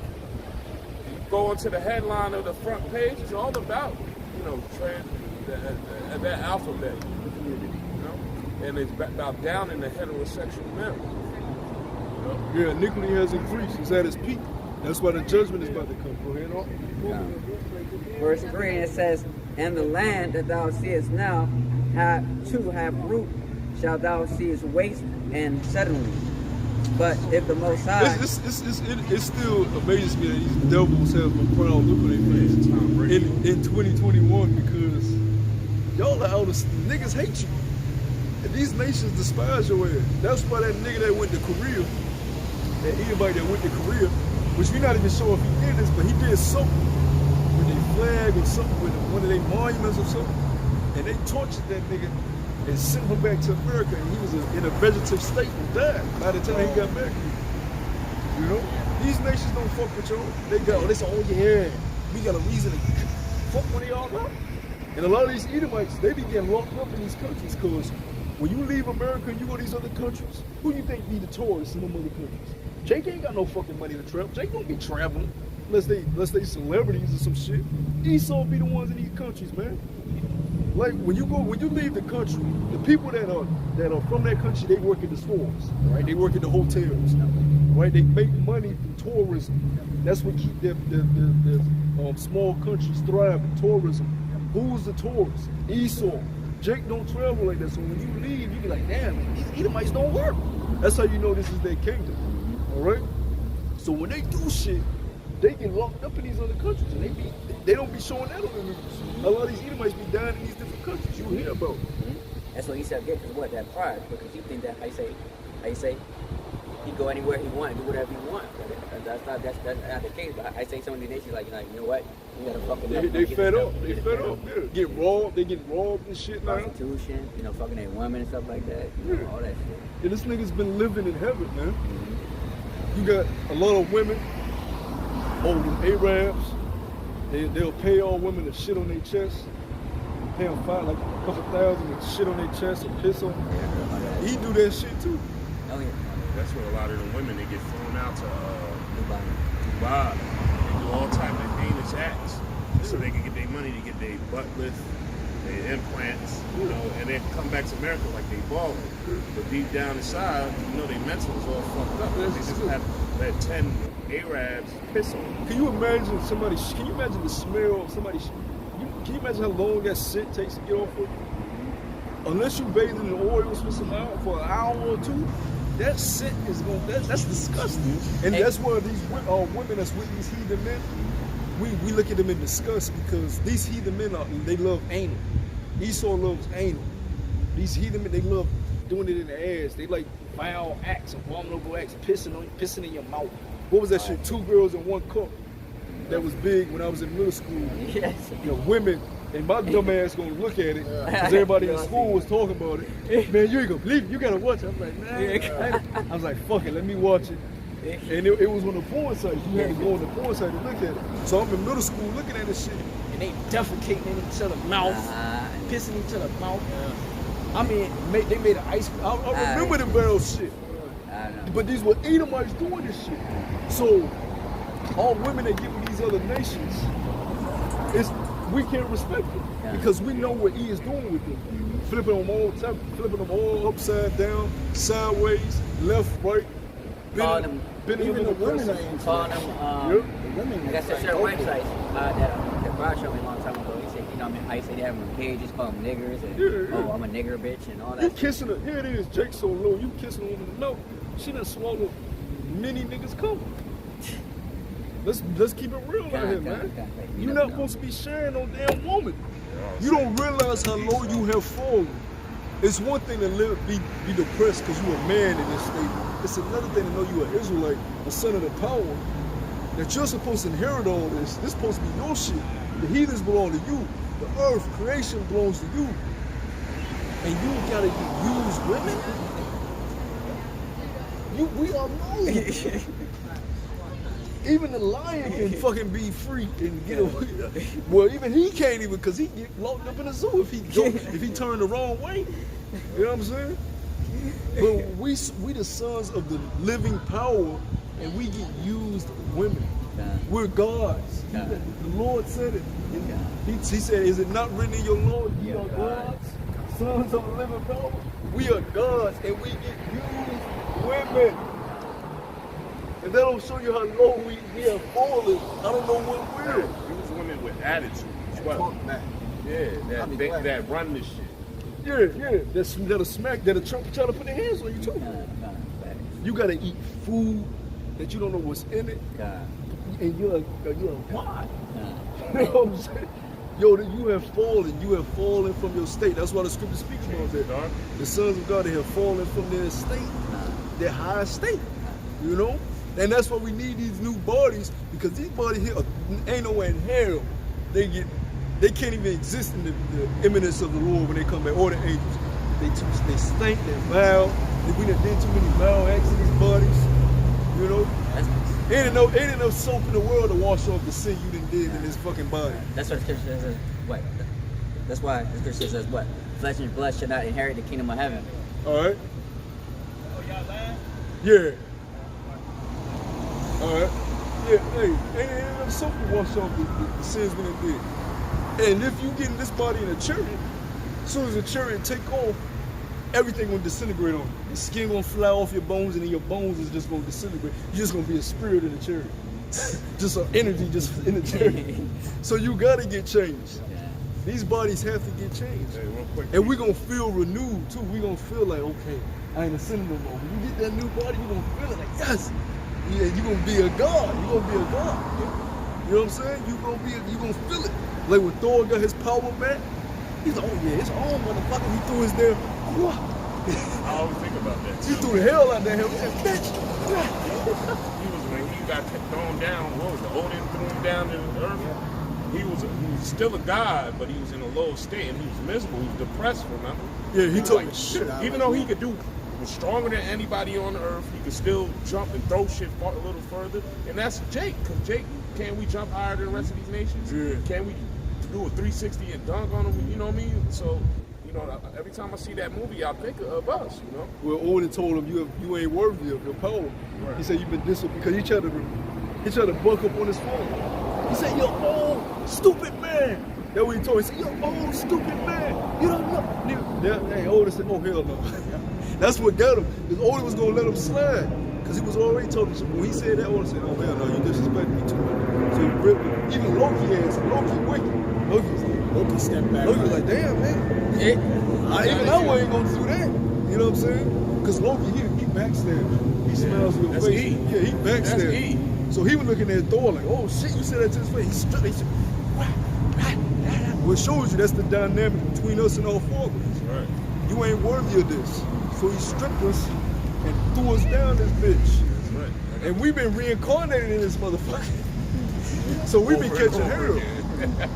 But see, the beautiful thing about that is, to the Lord, it hasn't been that long. Just like with Esau's, one day to the Lord is as 1,000 years. We've been in slavery in America for over 400 years. That's not even half a day to the Lord. That's crazy. That's a couple hours. So for anything, he ain't finna get paid back. One day to the Lord is 1,000 years. We're literally still, in the eyes of the Lord, a lot of shit he has done thousands of years ago is still fresh to the Lord. 1,000 years ago is a day. So all this shit it's like just happened to the Lord, like just there. Just happened yesterday. It really just happened. Right. So when he's sending his son back, it ain't like they've been sitting up there thousands of years watching this shit, or 300 years or 400 years probably watching this. They literally just been watching for a couple hours, like, Jim Crow, all that shit. They've been watching all of it just in their time frame.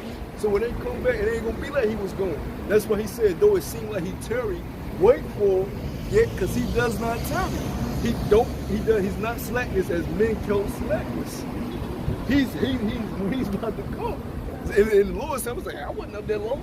Y'all was gonna tell us. They were like, I'm gonna tell y'all gonna be able to understand I wasn't up that long. You know what I'm saying? When I died, when I gave up the sacrifice, I wasn't up there that long. You know, it's been 3 days. You know? Literally. You know? Go ahead. 2 Peter 2:4 says, for if the Most High spared not the angels that sinned. And that's what's so bad about this flesh is because we're so restricted by time. Oh, I gotta wait for next month. Oh, I'm late for this. Oh, I don't have time for this. Oh, I gotta wait till next year. But that's one of the plays of this flesh. Time, being restricted by time.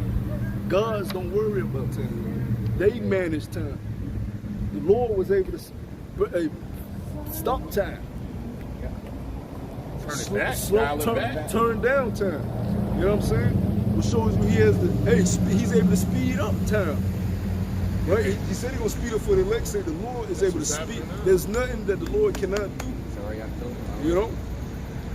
Well, This is October 7th. Second, right? This is 2 Peter 2:4. For if the Most High spared not the angels that sinned, but cast them down to hell and delivered them into the chains of darkness to be reserved unto judgment. there you go. This shit. If I read the verse, read up on it. Oh, verse 3. And through covetousness shall they with vain words make merchandise of you, whose judgment now of a long time lingereth not, and their damnation slumbereth not. See, yeah, that's the judgment of the wicked. They got us in this state. You know, now read the verse after the one that you read. Verse 4, for the Most High spared not the angels that sinned, but cast them down it. Oh, Salaki.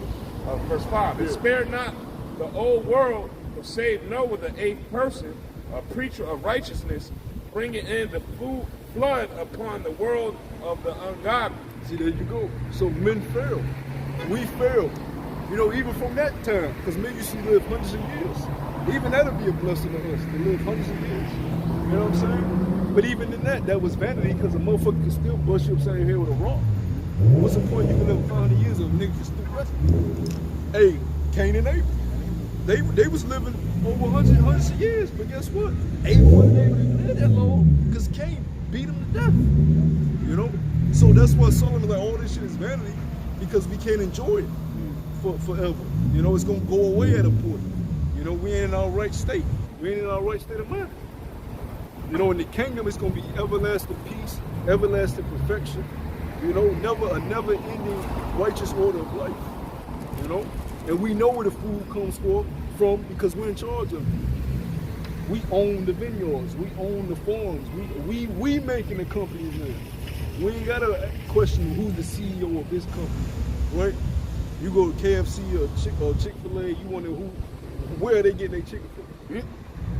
Or Edomite company that's in a lab somewhere, got scientists making chicken, and then they ship it from their country. You can look this shit up. McDonald's, they get their food from a certain Edomite family. They don't get it from regular farms. It's these institutions that set up to feed you poison, man. You know? But in our kingdom, we're gonna be in control of all that. You know? We're gonna know exactly what's on our plate. We're gonna know the soaps to use for the texture of your skin, right? The perfect balance for your hair oils, the scents. You know, there's smells. Abraham's got certain scents that's over $1,000, thousands of dollars just for a small bottle of certain scents that you never even heard of. You know how many different stones there is? Just in the letter A. The emeralds. Just in the letter B. You can pull a list of stones that's just on the earth alone, from the alphabet A to Z. Each letter has all different types of stones. We're gonna have control and knowledge over all that, and know what to do with it, know what its purpose is for, know where to put it. Like when we become architects, because the Lord, the Most High, is the master builder. We're gonna be like, you know, little Most Highs in our own way, wherever we at building, we gonna know the perfect design, the perfect structure, what would be perfect in this hallway, what would be perfect for the kitchen, what would be perfect for the backyard on this certain land. If you got a certain town in your kingdom, and you want this town to look a certain way, you gonna know exactly how to, when you think about it, you're gonna be able to form it. And be like, yes, this is how I want this built. Get to work on it, you know? The mind of a master builder, you know, because a lot of things you can think about, but you can't really form it, you know, the way you want to. And then we're gonna know our brain is gonna expand. We're gonna be able to use 100% of our brain. So we're gonna be able to think of things we never even thought of before. Oh shit, damn, that's an amazing idea. You know? Let me do this, let me build that. You think about it. Just think about if you wanted to build a house. How you want your house? No, how you want your house to be? So You don't even know. You don't even know. You don't even know where to start. You know what I'm saying? Because you have a base level of fucking conception of shit, man. Answer that question. Yeah, you don't even know how to answer that question. And that's just a house. Now we talking about ruling over, you know, lands and countries, you know? So we gotta be changed, you know? We gotta be fucking changed, man, because this ain't it. You know? No, that was just I got something. Quick reset. This is Jude chapter 1, verse 5, and it says, I therefore put you in remembrance, though you once knew this, how that the Lord, having saved the people out of the land of Egypt, afterward destroyed them that believed not, and the angels which kept not their first estate, but left their own habitation, he have reserved an everlasting chain under darkness unto the judgment of the great day, even as Sodom and Gomorrah and the cities about them, like in a manner giving themselves over to fornication, going after the same strange flesh, that are set forth for an example of the suffering of the vengeance of eternal so fire. the Lord is letting you know Egypt and Sodom and Gomorrah are examples of Jacob, you know? Letting you know when you rebel, this is what's going to happen. Egypt was supposed to be an example. Sodom and Gomorrah was supposed to be an example. Yeah, they both quoting the same exact thing, just in a different way. You know, which that's the spirit too, but all this is supposed to be an example. You know? Go ahead. Time. And it says, verse 9, it says, yet Michael the archangel, when contending with the devil, he disputed about the body of Moses, durst not bring against him a railing accusation, but said, the Lord rebuke thee. But these speak evil of those things which they know not, but what they know naturally as brute beasts, those things they corrupt themselves. See, so the Lord called these people brute beasts, and they speak evil of things they know not. So you're not a man in the eyes of the Lord, you're not a woman in the eyes of the Lord, you're a brute beast. Right? So he said, what he said? And it says, but these speak evil of those things which they know not, but what they know naturally as brute beasts, in those things they corrupt themselves. Yeah, what they do know, they corrupt themselves in. Nigga know how to roll a blunt, you know what I'm saying? He know how to fuck on another man's woman.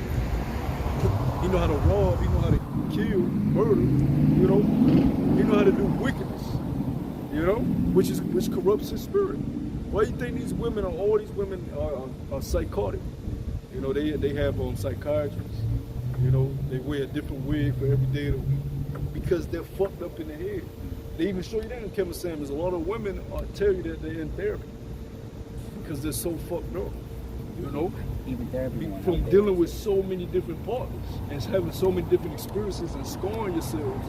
You weren't meant to do that. You just have flames. That is not fulfilling. That doesn't bring life.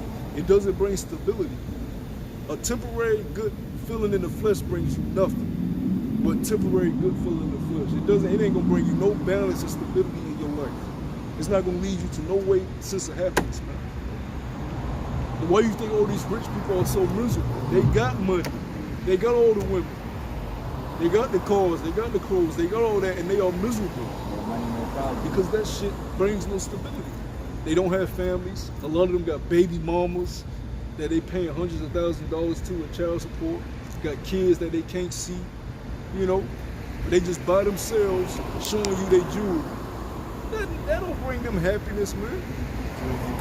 Like this nigga Floyd Mayweather, here it is, you got a daughter, and you let her have a baby by a nigga one of the main niggas in the hip hop world that can barely speak English. They got babies by other young stupid girls. Now he locked up. NBA Yeah. Now he locked up in prison. Don't know when he getting out. You got all this money, but you couldn't keep your daughter from hope. That was her fault. That was her fault. You let this nigga corrupt her mind to the point she's in a video with this nigga. He talking shit about Floyd. She just in the back looking crazy. You let that be her first. So now she's totally fucked up in the head because she got a son by this nigga. You know? So if he does her wrong, which he's already doing her wrong, because he be talking to other women, what you think that's doing to her, man? You know what? So these niggas ain't happy, man. They can't even rule over their own houses. Well, you can tell Floyd's not happy because every chance he get, it was a flaw in his money. And, you know, That's his happiness. He's masking his pain. Yeah. Showing you all his cars, his car collection, his big houses, showing you all his women. Which you know those, and you know all those women are only with you for the money. That don't bring you happiness, man. Cause that ain't no order. It ain't no order. They not your wives. They not building you a legacy, right? And at the end of the day, you a slave. Nigga, you gotta put a mask on just like us. So all this shit is vanity, man. The only thing that brings us happiness is coming to camp, reading, doing videos. That's when you really feel fulfilled in the spirit. You know what I'm saying? You don't feel fulfilled in anything else. Work don't fulfill. You know what I'm saying? You just be tired as a motherfucker. Fuck. Family don't fulfill you. Going back to the point I was stating, you have conversations with your family, but what are you getting out of it? Yeah, that's just a waste of it. Really, you just there for them. You benefit them because they want you around. You could care less whether you there or not. For real, think about it. You really care less if you there or not. You really there because they want you around. They miss you because you ain't never around. So you pop up every once in a while, and you like, I can really do without this because I really ain't getting nothing in return for this. You know, this ain't benefiting me. Talking about the same old shit. What grandma doing over there? I know what grandma fucking doing. Watching the goddamn stories all goddamn day long, bugged out of fucking mind. You know? This place has got to be destroyed, man. People are miserable.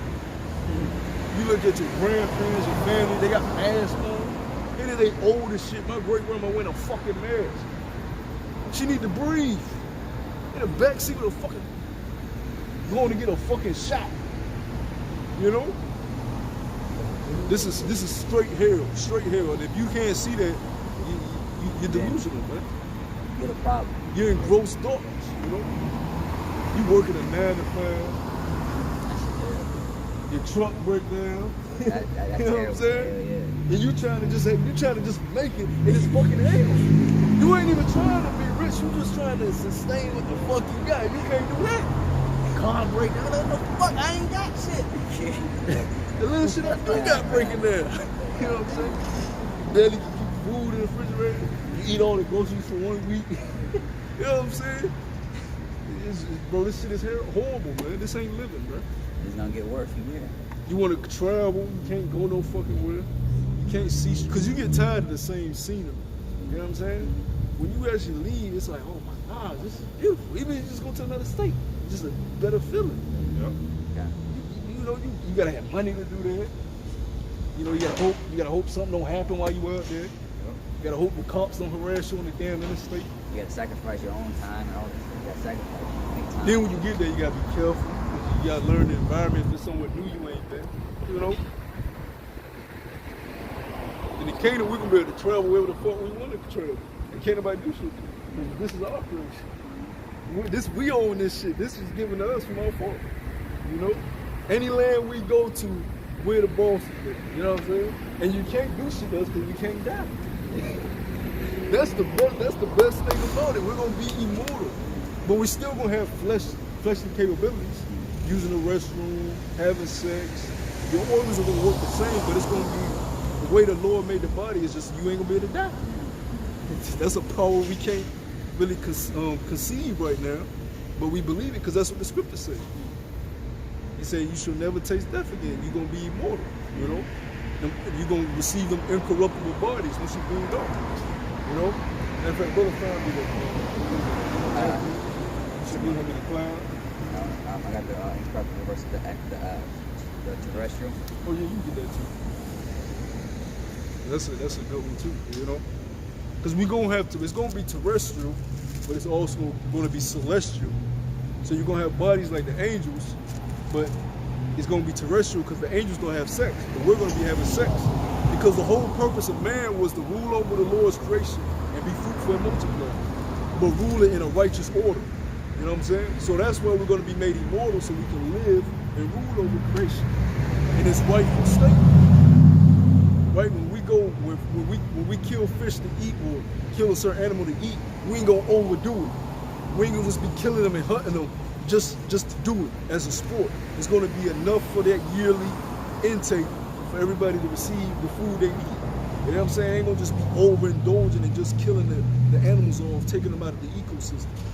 You know? It's gonna be just enough for each person, you know? Land Sabbath is gonna be happening. You know, you're gonna give the land a rest. You know? And we ain't even gonna be hungry, we just gonna eat for the pleasure of it. Everything is gonna be pleasure in the kingdom. You know? Go ahead. This is 1 Thessalonians Oh yeah, Thessalonians, 4:17. Well, I started 16. For the Lord himself shall descend from the heaven with a shout, with the voice of the archangel, and with the trump of the Most High, and the dead of Hamashiach shall... Who's that archangel? Michael. Because the book of Daniel tells you Michael gonna stand up for us. Go ahead. And with the trump of the Most High, and the dead in Hamashiach shall rise first. So the elect brethren that's died in this faith, or that's died in previous lives, or that hasn't been put back here, they're going to be in the chariots already. Right? Go ahead. They just going to pop up and be like, oh, shoot. You know what I'm saying? And then Yahushua going to be with them, be like, we got to beat up the rest of the brethren. And that's when we're going to get beat up. Go ahead. Verse 17, then we which are alive and remain shall be caught up together with them in the clouds to meet the Lord in the air, and so shall we ever be with the Lord. And we know that to be true, because just like we was talking about previously, the Bible has already been proven to be a historical fact. So this is going to be true, because this is a prophecy. So what was written before already happened, the prophecies are going to come, because everything else happened.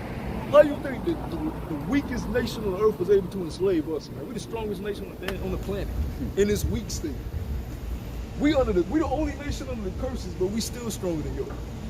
We beat down so low, and we still stronger than yours. You had slaves, even though they had whips all on their backs, scarred, and all time for working, but still had the strength to bust you upside the head and come up with uprisings. That's a different type of spirit, man. To able to make it through what we made it through. That's what kept us going, that spirit. Yeah. We are different people. We're just different. Yeah. You know? No other nation could have went through that. Only the chosen nation of the Lord could have did that. The sons of the living power. You know? Could have went through that type of torment and still, to this day, be on their feet. Through the spirit and power of Yahweh Shah. You know? Only we could have done that through the spirit and power of Yahweh Shah. Everything that we went through, man, the lynchings, the being set on fire, the great damn near extinction of some of the tribes, stolen identity, heritage is totally fucked on. You force your language upon us. We still speak your language to this day. That's our dominant language. We can't even learn our holy tongue to its perfection yet. But we know your damn language, English and shit. We're the only nation, like your brother said, that could have endured all the atrocities that went on. Because we always had a hope for a better day. You know, we had a zeal of knowledge, you know, a zeal of the Most High, the knowledge of obtaining the knowledge, roughly paraphrase. That's why we came up with all them Negro spirituals. Kumbaya, even oh, happy days. Walks, because we always had that in the back in our spirit that hey, we gonna rise sooner or later. You know what I mean? Go down Moses, wade in the water, Right, all wade that. in the water. You know, Gad had their songs too. You know, all of that. Well, that's part of our culture, singing and dancing. We're lively people. We're very lively people. Even when you see our people perform with a different energy than any other nation. I was watching what's this chick named Cassette Michelle. I was watching her like sing, and the way she sings, she's animated in her face. Her voice is impeccable. Angelic, yo. It's impeccable. She has like a very it's fucking it's great. Only our nation can be certain things. That's a good point. You ain't gonna find no Aretha Franklin's, no Patti LaBelle's. Oh, Whitney Houston. She had a voice of a damn angel. Yep. You know, the Jennifer Hudson. You ain't gonna find these type of singers and entertainers in no other name. Michael Jackson. He's esteemed as the greatest entertainer that ever lived. People still talk about it. You know what I'm saying? This nigga had Edomites fainting, and it's nigga would grab his head, go on YouTube and look at this nigga. Nigga would grab his They head. were falling out. And then, No, serious. yo, seriously, on ambulances was taking them like, yeah, they had to put them on stretchers, bro. this nigga would just be standing and the niggas would just, They rub on his crotch and, for real. You know, crying, they'll be crying. yeah. I remember I had watched this shit live. I was in middle school and they did the Jackson 5 reunion shit. And when the Jackson 5 came out, this is when they was all old and shit. And like, When the Jackson 5 came out, they was in like these spacesuits. Man, he eating like one with all like they don't. My generation. You know what I'm saying? And they man, these people went crazy. That was the Pepsi generation. You know, no other nation makes people go crazy like that, man. When they perform, Jimi Hendrix had these rock and roll Edomites would tell you they idolize this dude. They study his gun. I was listening to him. They study his guitar placement with his fingers. How they play. Oh, Jimi Hendrix. Yeah, they study his strings and shit. You know, the soul, the jazz, the blues. You know, we are just a different people, man. yeah, And they also invented a lot of things. Yeah. The invention, damn near everything. Yeah, I see that. It's so much, like I said, list, man, goes on I and mean, on. everything that you see now, we Matter of fact, I'm gonna pull it up. But just to add on, if I may, my grandma always said something. She said back in the day, they said you really couldn't sing it making a pretty face. You know you was a singer if they were making an ugly face while they were singing. And I was just thinking, we are so passionate. Jake the only people that sings with that much passion, where their face, you can just see them into it. I mean, we're the only ones who can sing. Yeah, and I'm about to add on to that, because when he sings, it's so bland and all that. And you speaking of Michael Jackson, I know you've seen the clip where when they made "We Are the World," you know, it was a whole bunch of different people singing, and Mike was there, and he sung his part real quick, and then the Edomites tried to sing, yo, you gotta see Mike's face. Mike's face was like, what the fuck is this, yo? Kenny Loggins, they came in were afterwards, fucking and it Mike up. was looking at him like, really? What the fuck is this? Like, yeah, we definitely is. Hey, the Lord said we're a peculiar people, special people, you know? We can make something out of nothing. Hey, we have a pissed off day, I mean a shitty ass day, when our favorite song come on. Some type of beat come on that makes you know, put you in a good place. It might put you in a Nostalgic type. yeah, it might put you in a memory of a good day. Maybe that song come on and you think of a family reunion or a cookout or whatever.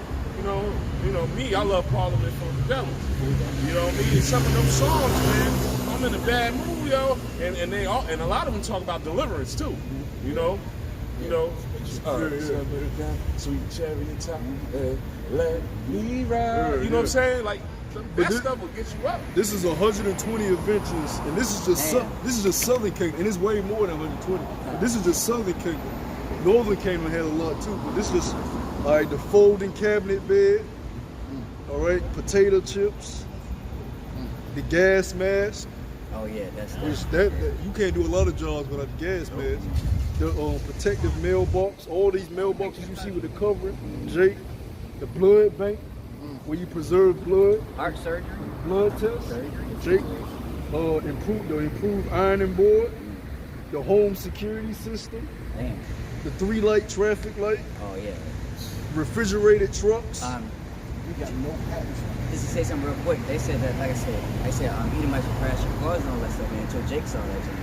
You know? Automatic elevator doors, the electric microphone.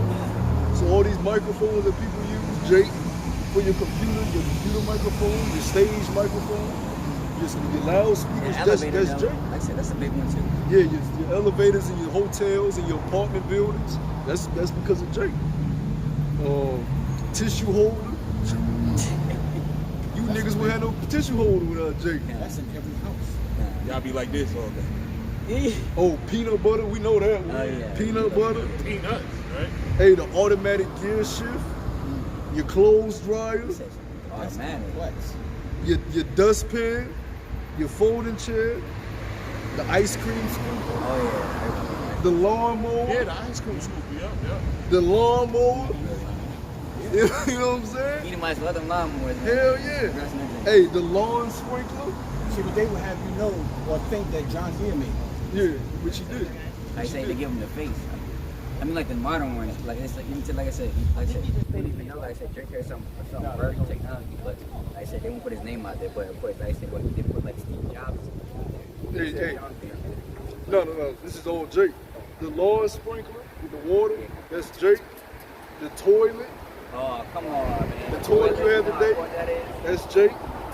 The mop, that's Jake. The baby stroller, it's Jake. All of that We shit keep sound like going on and on. all of that sounds like things that help Jake. It's all essential things that we need in our daily life. Oh, that's my this world. And the coin changer, airplane propeller, Damn, look at that. you know. This list just goes on and on, man. That's how it's in every house. Yeah, that peanut butter thing. Oh, you know what's important in the wintertime? The heater and air conditioning. All of that, Jake did all that. So you niggas wouldn't even have a standing society without Jake. Not just the slave labor, but the inventions. You know. So Jake is your entertainment. Jake is your culture. We brought the music to y'all. We brought the inventions to y'all. We brought medicine to y'all. We brought hygiene to y'all. Yeah. Cause you niggas didn't know nothing about hygiene. You know. Still don't. Force you to wash. Yeah, still. Y'all still don't wash right. Y'all don't use a washcloth. Well, you had on who that Adam Sandler and his girl told me they don't wash every day. Remember Serena Williams' husband? He said, you know, they're not using a washcloth. Like I said, you got some actors today that don't know how to use a washcloth. I was watching this show. You got this dude, he dated this group. They both goofed, but the group girl was like, yeah, I don't wash every day, and sometimes when I work out, I'll just sit down and go to sleep. And are you okay with that? You know, if I just lay in the bed after working out at the gym, and it's just normal that they don't wash. You know what I'm saying? Jake like to feel good. Jake gotta be extremely tired and not wash. Jake gotta be beat. Yeah, you gotta be bad. wore out. You know what I'm saying? Wash you before they lay down. Jake ain't gonna have no energy and be sweating and not take a fucking shower. You know? So you got some Jakes, hey, morning, evening, might do a quick in there, you know what I'm saying? Summertime. And then, you know, Shoot, I won't be taking more than an hour shower or an hour or more shower. I'm like, God damn. but hey, Okay, that's natural, but I'm just saying, but nowadays, like, God damn. nowadays you can't even wash properly because Jake ain't even got the money for a fucking bathtub. And a lot of people ain't got like a real bathtub in their fucking crib. That's not real. Yeah, like a real fucking, you know, Taking baths. supposed to be taking baths. A lot of these women got showers in their apartments. You know? Go ahead, Hope. Con. Okay, you finished your choice? Yeah. So you want the First Corinthians about the dress show and body? Yeah. Okay. This Yeah, is I got everything out of that. That was this one? First, that's one. I got all that. Man. Yeah. Yep. okay. This is First Corinthians chapter 15, verse 39, and it says, "All flesh is not the same flesh, but there is one kind of flesh of men, another flesh of beasts, another fish, and another bird." So that cuts that evolution shit. Alright? It's one flesh of the beast, one flesh of man. Ain't no monkey can turn into a man. And what, nigga, that's the dumbest shit. Darwinism, that is the dumbest shit ever. Why the monkeys ain't never stop evolving? That's a good question. You know what I'm saying? Why you don't see animals turn into humans? We should be seeing shit just a fucking cat just turn you to, you know what I'm saying? Some new shit. That's why we're not supposed to be using other animals' organs either. Exactly. Because evolution is supposed to be continuing. They don't supposed to end. You're supposed to continue to, shit, evolution just keeps going. It ain't we evolved into humans and now we just stuck in this thing. If that was the case, your logic, we would keep on evolving to something else. But you know what they'll say? We're in a standing period until we evolve to our next state. Nigga, you know how many we've been on Earth? I've heard him say that. Yeah, we've been on Earth for thousands of years, man. Because they'll say the Earth is millions of years old. So we've been on Earth for millions of years as humans, and we just waiting to evolve to the next. That's stupidity, man. You know, which proves you got faith in which is a religion. That's a religion. Evolution is a religion Scientology. that you have faith in. And they try to act like they're atheists, but really you are religion. That's a religion, man. Being an atheist is a religion because you have faith that no God exists. You don't know that for sure. That's why I told that nigga that came in there, if I shoot you right now, you die. You know for sure that your belief is real. You want to test that theory? Are you sure you want to test your theory? That you just, what that nigga say? That he's a being and he gonna, you know what I'm saying? Nigga, you gonna pop up in the spirit realm and the most time you looking at shit. You gonna go, oh shit, I fucked up. You gonna be quiet in the motherfucker. Hey, other spirits looking at you like, This guy we seen you. You know? You don't want to test that dumbass theory, man. Because we know where we go when we die. It's back to where we came from. The energy source, the life source. You know? Death is not the end, you know? It's just part of this cycle of the flesh. Some people say that death is better than life because how you say with death, you got rest. With life, you catch in hell. So death is better than life, and it wasn't this life. Yeah. You know, so I say it's better to die than basically be born. Yeah, the scriptures tell you Makes that. sense, yeah. But only for us though, it's better for us to live to do the work. You know what I'm saying? Glorify the Most High in our body as much as we can. That's different. I'm talking about you. Going back to 1 Corinthians chapter 15, verse 30. Verse 40, it says, there's also celestial bodies and bodies terrestrial, but the glory of the terrestrial is one, and the glory of the terrestrial is another. And it says there. So the Lord is going to take both of those glories and combine them as one. The glory of celestial and the glory of terrestrial. He's going to put them in one. And he already got the bodies reserved. The scriptures tell you he prepared a house, you know what I'm saying, for his servants. You know, part of that is the bodies, the new bodies, you know. It'll be like, what's the show, The Watchmen, what's my man? Yeah, Dr. Manhattan. Yeah, Dr. Manhattan, man. So we're going to be better than him because that nigga was able to fucking get captured and fucking, they was able to take his life, his soul, his energy. He ain't going to be able to do that with us, you know. And you ain't gonna be able to do shit with us. Cause we're gonna see everything before it's coming. We're gonna know your thoughts. You know? We can be in a whole different country and know what our slaves doing all the way. You know what I'm saying? Let me you know what I'm saying? Let me see what them niggas talking about. And you zoom in on the whole conversation, hit them niggas. It's hot. All right, hey, we can just open up a dimension, stick our head, what you doing? Yo? Yeah, you do all type of shit. You be able to read their thoughts, you know what I'm saying? Yeah. They ain't gonna be able to do shit. You can't. Hey, we gonna have the power to bring plagues on your land. Matter of fact, get that in Isaiah. What is that? Isaiah 60. I believe it's Isaiah chapter 60. We're gonna be able to bring plagues on your land if you don't obey the laws of Yahweh Shemel Shah. We're gonna curse your farmers. Right? You're gonna have families, because they still gonna be dealing with shit. Natural disasters. You know, they still gonna be dealing with that type of shit, man. The heat. You know, the cold, you know what I'm saying? I may put my slaves in a fucking blizzard, you know? They're gonna die, take Y'all better make some goddamn buffalo coats. You talking about darkness shall cover the earth? No, what it says, what's that? That's Isaiah 60. It's off in the top. It's the book of Isaiah chapter 60 and 1. Arise, shine, for thy light is come, and the glory of the Lord is risen upon thee. For behold, the darkness shall cover the earth, and gross darkness the people. But the Lord shall arise upon thee, and Oh, my fault. Zechariah the 14th chapter. Zechariah the 14th chapter.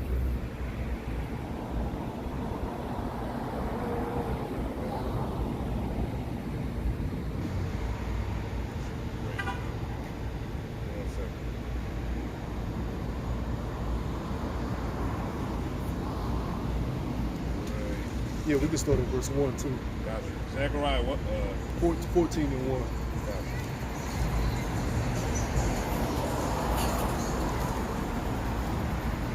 This is Zechariah 14 and 1. Matter of fact, read 1, 2, and 3, and then drop down to, and drop down to verse 8. Gotcha. 1, 2, 3, and drop down to 8. Zechariah 14 and 1. Behold, the day of the Lord cometh, and thy spoil shall be divided in the midst of thee. For I will gather all nations against Jerusalem to battle, and the city shall be taken, and the house rifled, and the woman ravished, and half of the city shall go forth into captivity, and the residue of the people shall not be cut off from the city. That's the judgment. Go ahead. Then shall the Lord go forth and fight against those nations as when he fought in the day of battle. Dropping down to verse 8. No, read verse 3 too. Yeah, that's it. You read 1, 2, and 3? Yeah. Okay, come. Yep. So the Lord is going to fight against these nations. Go ahead. Right? I'll read 3. Go ahead. Then shall the Lord go forth and fight against those nations and as when he fought in the day of battle. Come. Verse 8. And it shall be in that day that living waters shall go out from Jerusalem, half of them toward the former sea, and half of them toward the hinder sea. In summer and in winter shall it be. The living waters, that's the truth. Like we read earlier, that the truth has been hidden, but in the kingdom, the truth is going to be profound. It's going to be known. The law, statutes, and commandments are going to be taught throughout the whole earth. That's going to be the standard. Ain't going to be no dictatorship in China, no dictatorship in Korea. The Ishmaelites doing their own thing, Sharia law. No, everybody is going to be under the banner of Yahweh Shalom. I was saying, and then, Israel, is a people before a place, They say Jerusalem. Yep. Keep going? Yeah. And the Lord shall be king over all the earth. In that day shall there be one Lord, and his name one. All the land shall be turned as a plain from Geba to Rimmon, south of Jerusalem, and it shall be lifted up and inhabited in her place from Benjamin's gate unto the place of the first gate, unto the corner gate, and from the tower of Hananiel unto the king's wine presses. And men shall dwell in it, and there shall be no more utter destruction, but Jerusalem shall be safely inhabited. We're going to chill. We're going to chill in our palaces. We're going to leave, if you want to, leave your front door. Leave the front gate to your home. Might not have it. Your whole vineyard. You know what I'm saying? I'm going to have a big ass door. Does the scripture says that the gate shall be continually open? Well, that's to the actual Jerusalem, the city, the actual glorious city. But I'm talking about your own home when you sleep. When you sleep at. You know what I'm saying? Here you got certain. You might do it too, though. For real. Yeah, Men get it, you got certain neighborhoods with Jake got 5 latches on the goddamn door. I remember that. And a gate in front of the goddamn door. I remember that. You know what I'm saying? And on their windows. And shit still get shut up. In the kingdom, we ain't gonna have to deal with that shit. We're gonna be safely inhabited. Go ahead.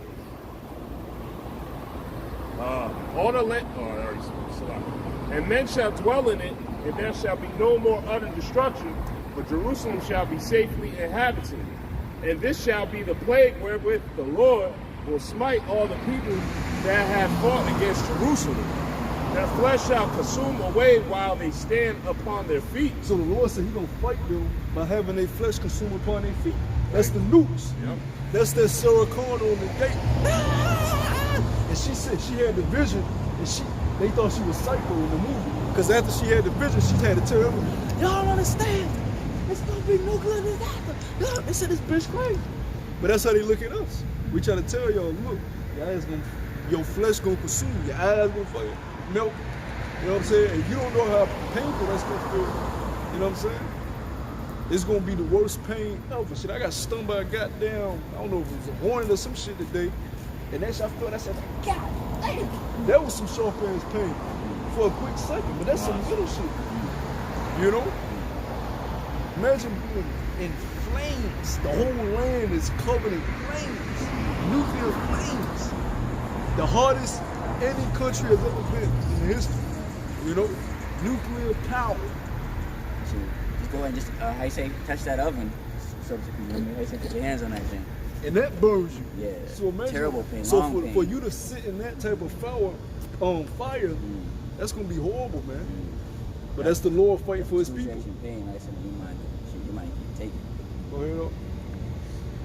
ahead, Their flesh shall consume away while they stand upon their feet, and their eyes shall consume away in their holes, and their tongue shall consume away in their mouth. And it shall come to pass in that day that a great tumult from the Lord shall be among them, and they shall lay hold every one on the hand of his neighbor, and his hand shall rise up against the hand of his neighbor. And Judah also shall fight against Judah.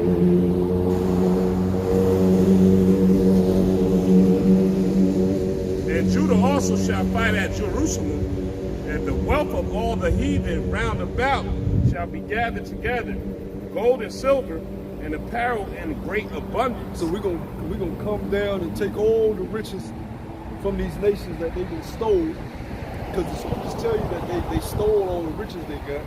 The riches are corrupted, right? Yeah. So we're gonna come gather that shit. We're gonna snatch you out them damn bunkers. Because here it is, y'all doing all this wickedness on earth, and y'all think y'all gonna cause all this chaos and be under the bunkers while all hell breaking loose. No, motherfucker. The Lord put the spirit on you to do that, so when we come down, we're gonna put them chains. That's gonna be the greatest. Yahweh Shema say, okay, these your slaves here. These your slaves. Right? Go out and get the rest of these motherfuckers. You know what I'm saying? Because we gotta go to Russia. We gotta go to Ireland, Sweden, Switzerland, Ukraine. Australia, they're gonna be locked up anyway. So it's just gonna be a matter of Australia, He's still Poland. Yeah, Australia, they already gonna be locked up. You know, But it's going to be, you remember, the chariot is going to be bigger than the earth. So, you know, we get up there, we might have to go to the other end of the chariot. You know what I mean? We're going to come down and we're going to put everybody in subjection, man. Because the whole world is going to be in disarray after what just happened. America was destroyed. World War III has happened. So it's going to be a lot of work to be done, man. It's going to be a lot of capture, too. You know? We don't know how it's all gonna take place. We're gonna have where the Lord gonna make us put the slaves, or what we gonna be doing. You know, we just gotta wait and see. But we know for sure y'all is going into slavery as soon as we come down. Right. Go ahead, though.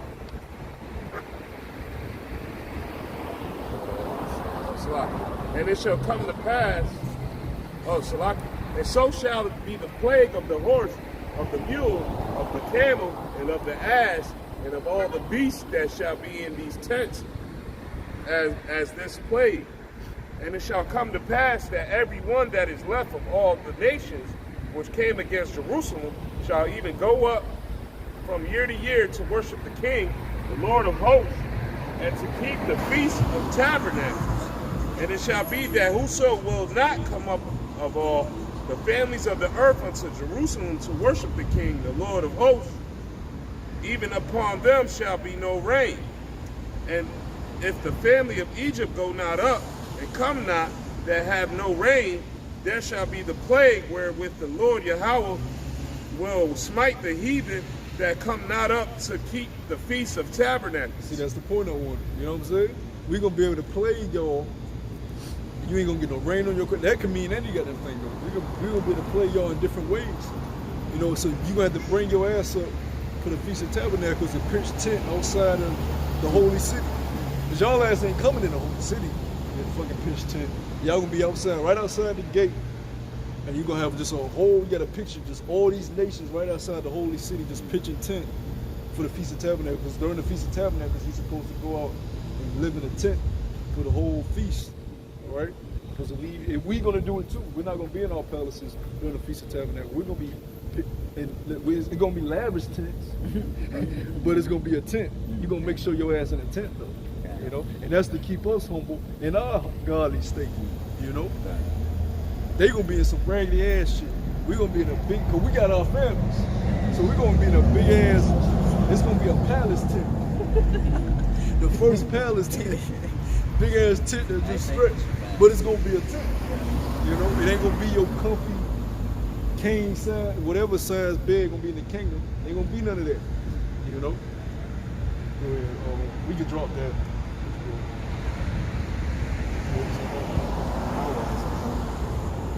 Let's know that First Corinthians. I got this Jeremiah chapter 51. Read that. Book of Jeremiah chapter 51 and verse 6. And it reads, flee out of the midst of Babylon and deliver every man his soul. The book of Jeremiah chapter 51 verse 1. Thus saith Yahweh, behold, I will rise up against Babylon and against them that dwell in the midst of them that rise up against me, and a destroying wind,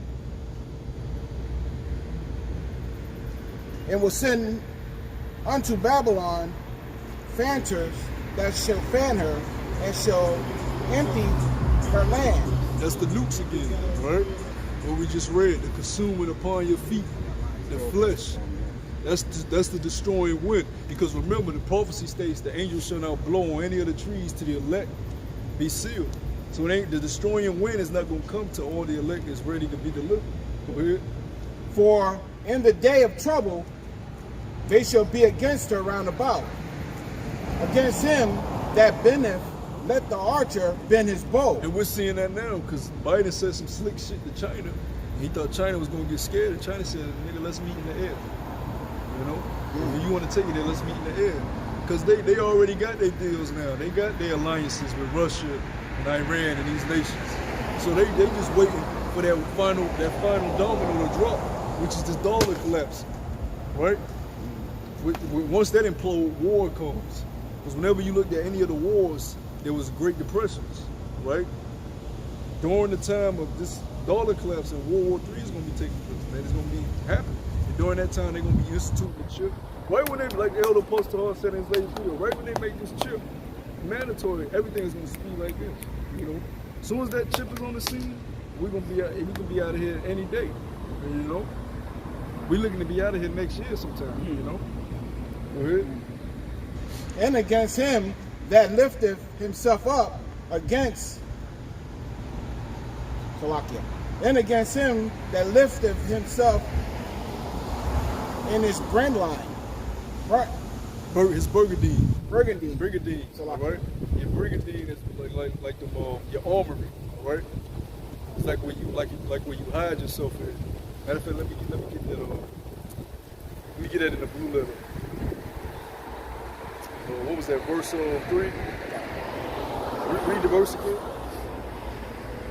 Book of Jeremiah chapter 51 and verse 3.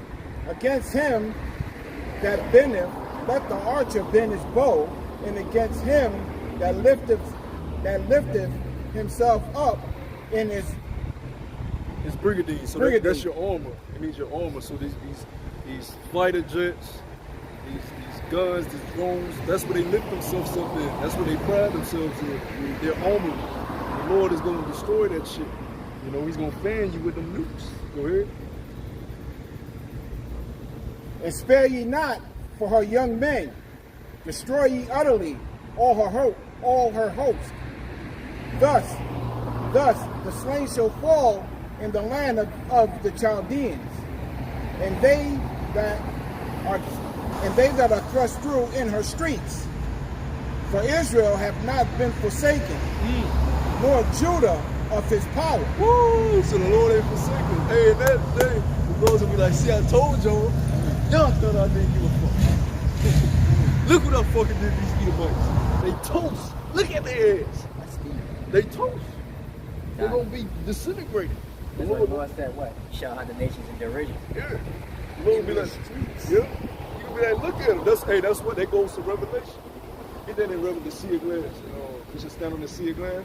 But the Lord gonna be look what the Father did for y'all. This shit burning, goddamn. You know, the land of our captivity gonna be on fire. You know, when they brought us here to serve captivity, gonna be on fire. You know what I'm saying? That's an amazing honor and glory to be able to watch that. I've read that before, but I just read it. It hit. A lot of times that happens with the scriptures. You know, you read something and it don't hit you like it just hit you. You know, all the tears gonna wipe away in that moment, seeing this bitch on fire. You know, haul it, burn. Go ahead. Yeah. Verse 5. For Israel hath not been forsaken, nor Judah of his power, of Yahweh of hosts. Though their land was filled with sin. That's what Paul said. The Most High cast off his people. God forbid. Go ahead. Though their land was filled with sin against the Holy One of Israel. Flee out of the midst of Babylon, and deliver every man his soul. Be not cut off in her iniquity, for this is the time of Yahweh's vengeance. He will render unto her a recompense. You know what that's happening? You know what that's talking about? With the brother read in Thessalonians. Flee out of the midst of Babylon. It's why the fanners are fanning, while they blowing we're going to be simultaneous getting beaten up. Come up out of her. In Revelation, come up out of her, my people. Be no partakers of us. That's when he gonna beam us. Get the fuck up. Come on. This bitch finna be burnt up. You know, we apply that sometimes. It's like spiritually leaving Babylon, but really it's talking about the actual beamed up in the church.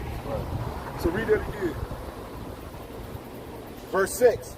Flee out of the midst of Babylon, and deliver every man his soul. Yep. Be not cut off in her iniquity. Yep. For this is the time of Yahweh's vengeance. Yep. He will render unto her a recompense. You're going to hear that voice come up hither. You're going to hear that trumpet from the alt age. Some people going to get beamed up. Some people going to get fried. Go ahead. Babylon has been a golden cup in Yahweh's hand. You got that revelation? That made all the earth drunken. And the nations have drunken of her wine. Therefore the nations are mad. Is your precept? See that hey, the nation. So within that, the Lord is letting you know who's doing it. Now it's His judgment, but He's letting you know who He's using to bring the news. The nations that are mad. So this whole chapter is talking about the judgment of the Holy, and He's describing it to a T. Right? I'm gonna fan this bitch with the nukes, and I'm gonna use the nations: China, Russia, North Korea, Iran, some of the EU nations. Go ahead. Isaiah 66:15. For behold, Yahweh will come with fire, and with his chariots like a whirlwind. Salaki, Yahweh Bashem Yahushua will come with fire, and with his chariots like a whirlwind, to render his anger with fury and his rebuke with flames of fire. Because within that, the chariots, what you call UFOs, is going to be shooting down these Edomites too. Go ahead. Verse 8. Babylon is suddenly fallen and destroyed. Howl for her. Take balm for her pain. If so be, she may be healed. We would have healed Babylon, but she is not healed. Forsake her, and let forsake her, and let us go every one into his own country. For the judgments reacheth unto heaven, and is lifted up even unto the skies. There you go. Get that revelation. Revelations 15:2, and it says, I saw as it were a sea of glass mingled with fire, and them that have gotten the victory over the beast, and over his image, and over his mark. The image, part of the image is jail, Christianity, his monetary system, right now believing in Egypt. We got victory over the image and his mark, the Quran. Jebus, and his mark, the Quran. So these men and women will be in the church. You know? Go ahead. And it says, so before the crowning ceremony, there's going to be a viewing of the fucking flames on this bitch. Go ahead. And it says, gotten the victory over the beast, over his image, over his mark, over the number of his name, stand on a sea of glass, having harps of the Most High. And they sung the song of Moses, the servant of the Most High, and the song of the Lamb, saying, Great and marvelous are thy works. You know what the song of Moses is? You know what the Lord, you know what Moses had sung when they overcame the Egyptians and the Canaanites? It was a song of destruction. Matter of fact, look at the song of Moses. Go ahead on. What is it? Exodus. You know what's that? And it says, and they sung the song of Moses, the servant of the Most High, and the song of the Lamb, saying, Great and marvelous work. It says, and great and marvelous are thy works, O Lord power almighty.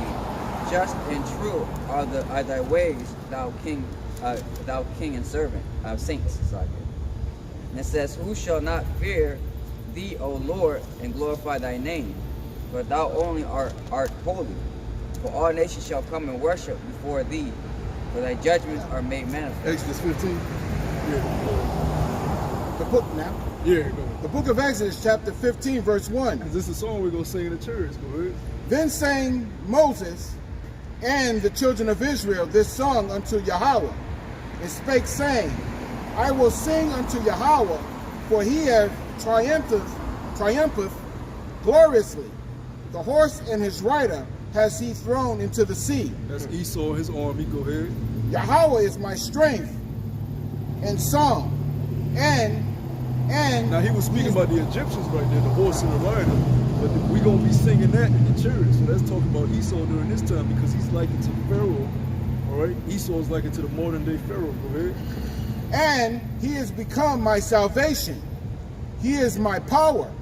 And I will prepare for him, and I will prepare him an habitation. My father's power, and I will exalt him. Yahweh is a man of war. Yahweh is his name.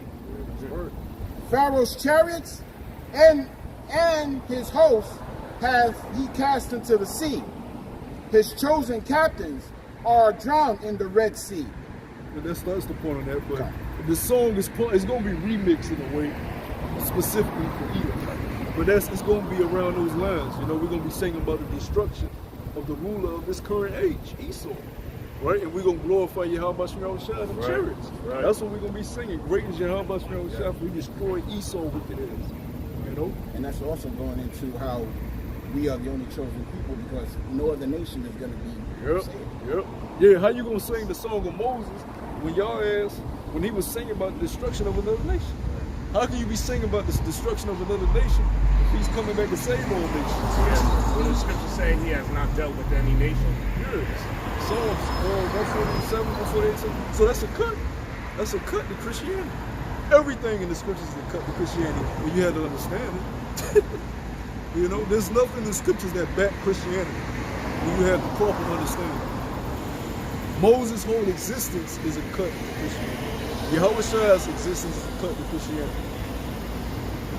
Because he said, look, I pray not for the world, but for them that you have given me out of the world, you know. He said out of his own mouth. So how you going to come to save everybody in the world when you say, I pray not for the world? You know? Let's finish off that Isaiah. What was that in Isaiah? Isaiah or Jeremiah? Jeremiah 51. Let's finish. Okay. Verse 11. Verse 10. Yahweh has brought forth our righteousness.